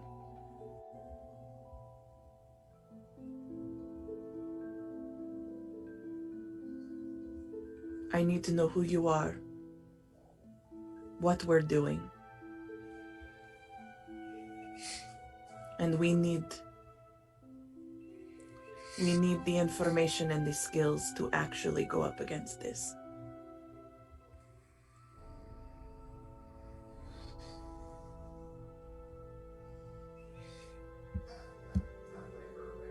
Her eyes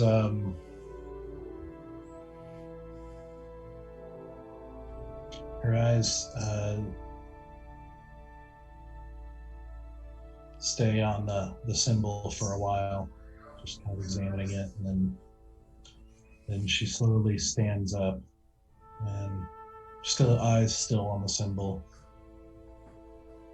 just apparently thinking and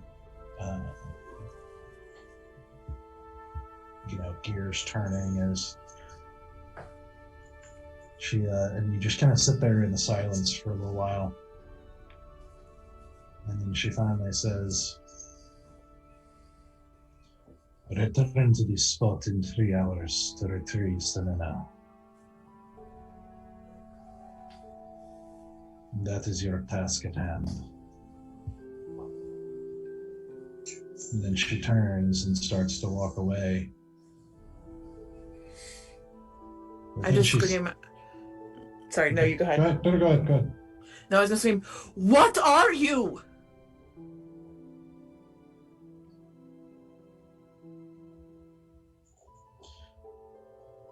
She stops and turns and just turns slightly and looks over her shoulder and says, "Cleric, if you seek Octo, he has been made archpriest.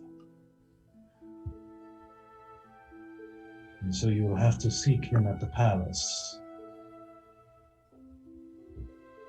But he has been made archpriest thanks to a certain priest who opposed him turning up dead or missing." Are you With saying? that, she turns and walks and disappears into one of the shadowed doorways. I hate her. Yeah, dude. No. Unbelievable. Fucking hate her. Yes. And Asura collapses to her knees and just starts weeping. Yes, everyone cry. We Yeah, got everyone's just three, we got crying. and with that, we're gonna end tonight. No. I don't think I'm ready for this one to end. Nope. Oh man. Thank you, Bear. Surprise, guys. How dare you not tell me Fran was gonna be on tonight? Listen, I already knew I was coming back when Yeah.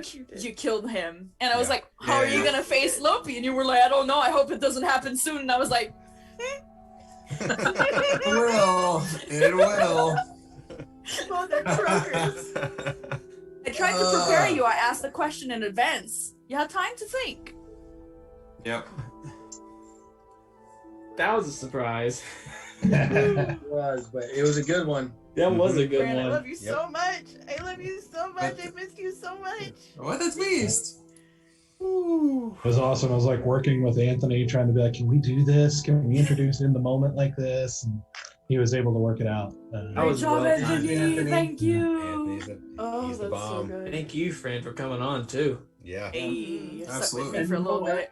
I never thought Stoke would have broke. Yes. Ah, Me neither. never thought And it then was. Lopi was in front of you, and Broke, I loved it so much. It was so broke good. him. Broke him. Dude.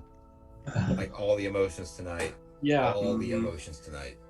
And that was great. Jeez, man. Like that's gonna take it's gonna take a week to process what just Uh-huh. happened. Yeah, no kidding. Fran, we missed you. Hey, Yes, I we miss you did. guys too so much. Now we need to go kill another dragon. No, That's no, right. it's For all okay. this. Okay. Kill She's her. been doing cool best friend. things, but like no dragon killing. No, come on. Come with It's Victor. easier the second time. Yeah. It's easier. That's what they say, right? What they say, yeah. Second time. Side note, Fran, does Lopi know how to play the violin? She knows how to. Where's my character sheet? Second, listen, give me a chance. Hand drum, hand flute, maracas. No. Nope. no And there's violin. nothing string, no string instruments. Mm-hmm. But if you need a rhythm section, she's got you covered. Yeah, well, that was my True. job. Stoke's been killing cats for like a week now. She probably can pick it up a little bit easier and try to help. Oh, that's funny. All right. Well, we will pick this back up next week, and I believe if she can, Fran's going to join us again. So, Yay!